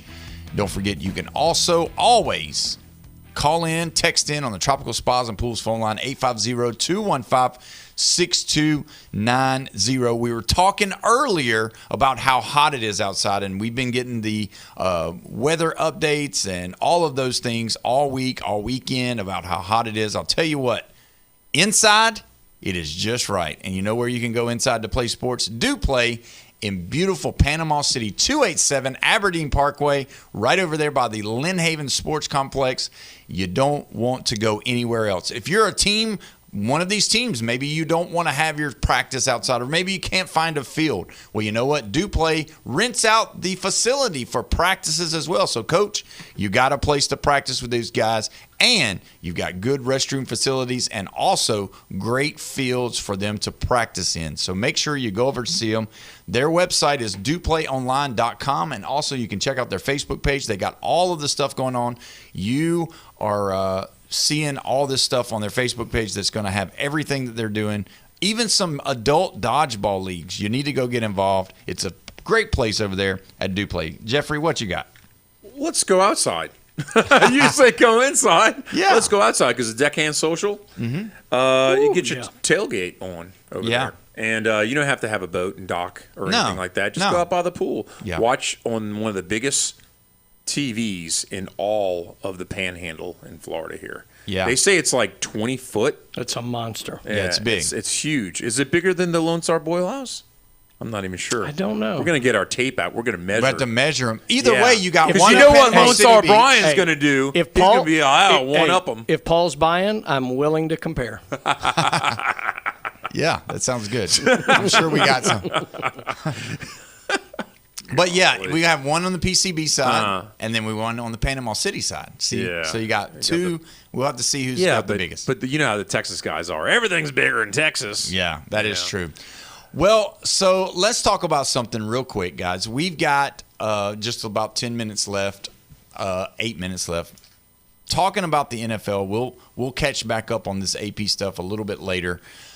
So you got two guys that are what some people would say past their prime or close to it. All right, one is already retired. Oh, you got the Aaron part right, and then the other one was kind of retired but not fully retired, but now just has signed. So you got Von Miller, who just signed with the Dallas Cowboys today. What? Mm-hmm. And then you've got Aaron Donald, who is coming back to play with the Rams. Is that definite yet? Yes, he's practicing. Maybe. He's practicing. We'll see. He's inside the building practicing and working out. So you got a team here that obviously is set up to, with Myles Garrett, up with the offensive, the last year's MVP coming back to play. The Rams are the team to beat right now. They're just like the Dodgers are or in the baseball. Chiefs one year. Yeah, they're the team that everybody's talking about. Everybody's talking about Dodgers. them. Everybody's talking about them for the 1 year. Yeah. What does this do for this defense for the Rams, and who is going to benefit the most? Is it going to be the Rams, or is it going to be the Dallas Cowboys with Von Miller coming back? Let me tell you why Von Miller, it makes a lot of sense. Listen to this. Obviously, he's not going to be an every down player. All right, at his age, with the injuries that he's had, all of that, they want to keep him healthy. If you listen to what Jerry Jones said over the weekend, which I did. All right, I know you didn't, but I did. Listen to the wrong person. Go I ahead. listened to Jerry Jones over the weekend, and he was talking about he was a little bit full of himself, but if you could just get through the full of himself part about how smart he is and how he made this. But the defensive line for the Cowboys is going to be really good. Mm-hmm. All right? I'm not joking. No, they are. They're going to be really good. Now, whether or not they're young, they did get the back end a little bit of help with Jeff's favorite player, Caleb Downs, from the draft. He's good, but he doesn't like him. He's real good. So if you add a veteran edge rusher, Von Miller, who's not going to play every series, who's only going to come in on passing only downs, right? Who's going to benefit the most? Because you look at Aaron Donald, if he can be 3/4 of the player that he's been in times past, it's going to wreak havoc. Mm-hmm. But on the flip side, Dallas with Von Miller, that was I think it's a pretty good pickup. Now, he's not the Von Miller of old. I get it. But does he still have enough air in the tire? I'll let one of you go first. For the job he's going to be platooned to do, Miller's good for the Cowboys. He gives them some rotational depth, which is what they need, because they never fully replaced. I mean, you can't really replace one-for-one Micah Parsons. But they didn't really, the way the draft fell, they were able to get some better value at different positions. They didn't go get that big linebacker, right, per se. So I think giving them, linebacker / edge guy who can rotate in and give them a little bit of depth for some of those young guys that they have now is good. Mm-hmm. I don't think it's as impactful as if Donald plays for this reason. Number one, I think Donald can still go more than Miller can, but you can't double both. Yeah. Donald being on the field limits the ability to double Myles Garrett, who is the best defensive player in football. And if you have that guy one-on-one, he's going to kill you. So you have to remember how good he's been in Cleveland. He never had an Aaron Donald on the line with him. Right. Aaron Donald opens up so much more than just what he can do. He makes Myles Garrett better just by being there. So that's the one to me that is more interesting and there's more upside to. But I actually think Miller helps the Cowboys. I just don't think to the same degree. The Cowboys are back in 2015. I thought you were going to say 11 years ago is when Von Miller led I believe that was the year. I'm pretty sure. I can't remember. Anyway, that's the year that he led the Broncos, and an ailing old Peyton Manning who was kind of lobbing up the ball, but they wreaked havoc on a Cam Newton team and beat him for his only title at the Broncos. And it was after they had already gotten beat bad, destroyed by the Seahawks in a Super Bowl. So we're 11 years later, Paul, and you're listening to Jerry Jones from 1995, and that's not good because that man's living in the past. This is an old-timers league if you're talking about the Cowboys How about being them back Cowboys? with some old guy that's probably running a 40 like I am. It's really bad. Wait a minute. Are you telling me – so you don't think this is going to help slow. them at all? He's this slow. is not going to help them at all. So Von Miller, with all of his Oh, experience – you know what? Anything will help the Cowboys' defense because they were horrible last year. You look at the numbers, points per game that they allowed. It was atrocious. Anything will help. It's a different Sure, defense. Von Miller. Huh? Well, adding Quinnen Williams late and then getting him paid this year – their defense is going to be significantly better. Well, sometimes you pay a person and you don't get your return on your investment. That's true. That's true. Why'd you look at me? Well, I was just thinking about Parsons, actually. That's what I was thinking you telling PCB Hobby something? I just when you talk about bringing a guy in that has the name, that has the pedigree, but is older, they learn how to play in spurts. If he knows his job, though, is he going to get – so you're telling me right now, okay, let's just go ahead and put you on the spotlight, right? Yeah, let's do it. So Von Miller's not going to have any sacks. He's not going to have any strips of the quarterback. He's not going to be any light of his old self, even if he's 75% of the guy or the player that he used to be. 3 to 4 sacks this year. Okay, so 3 to 4 sacks if you're not playing a lot, that's pretty good. How much value, Jeff, do you put on the fact that he could be a very – strong presence and beneficial force in the locker room as well as on the field? That'll help out, because especially he with the young should guys. be good with that for that young group. But might as well be an advisor or assistant coach. But if he can get no, it's not fair. If you get 3 to 4 sacks in the NFL game, you know what you're called? Not a in one millionaire. game, the whole season I'm talking about. Yeah, you know what you're called? A great player. That's what you're called. If you can get 3 to 4 sacks in a game, and you only play maybe 30 snaps. Third down linebacker. Yeah, but you're 3 to 4 sacks is good. I'll take that any day of the week. I mean, you can't do that in an adult league flag football game. In the CFL. Yeah, there's no way. The other thing is he wears a cowboy hat just about everywhere he goes. So now it finally comes to play that Texas. He wears that hat. Now he's going to be playing with the Cowboys. Let's ride Broncos. So if he gets more, they're living in the past. If he gets 3 to 4 more, if he gets more than 4 sacks, what you want me to do? You're going to have to buy. You're going to have to. I don't know. You may have to buy a Von Miller Dallas Cowboy shirt and wear it in here, or maybe just shave the D into your chest hair or something like that. I don't know. But you got to do something because I think you're undershooting this guy. I think he's going to be, do I think he's going to be Von Miller of 2015? Of course not. That's why I opened up with I think he's going to be able to play every once in a while, and I think he's going to be another one of those guys that's going to give him a burst. How long is 11 years in football years? That's a lot. It's a lot. I'm not saying the guy's not. I mean, he is. He's played a lot of football, and he's made a lot of money, and he's done it, and he knows what he's doing. When did Andrew Luck retire? He was a rookie in 12. He was gone by 16 or 17. 18, I think.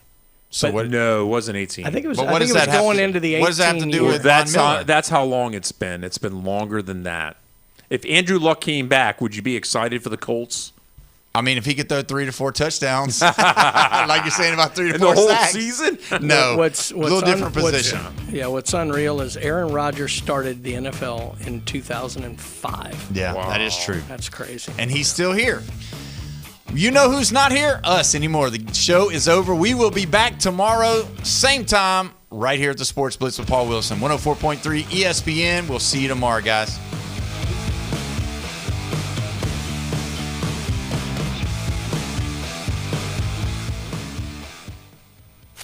From the first pitch to the last out, This Atlanta Braves club plays with an intensity that has the rest of the National League on notice. Ozzie hits one well to deep right field. At the wall now, Casey, and it's gone! Tonight, the Braves hit the road for an interleague series in the Twin Cities as Atlanta takes on the Minnesota Twins at Target Field. Coverage starts at 6, first pitch at 7:15 on 104.3 ESPN Northwest Florida. This is Joanna with ESPN Northwest Florida with your Monday's weather. Tonight there will be a gentle breeze out of the west, partly cloudy skies at 85. Mostly sunshine tomorrow morning, about the same at 92. In the afternoon and evening, a possibility of thunderstorms and some sun and a high of 92. About the same at 93 Wednesday, and we'll have a slight chance of rain showers in the early morning, but otherwise mostly sunshine. This forecast is brought to you by Earthworks of Northwest Florida. Thank you for keeping that dial at ESPN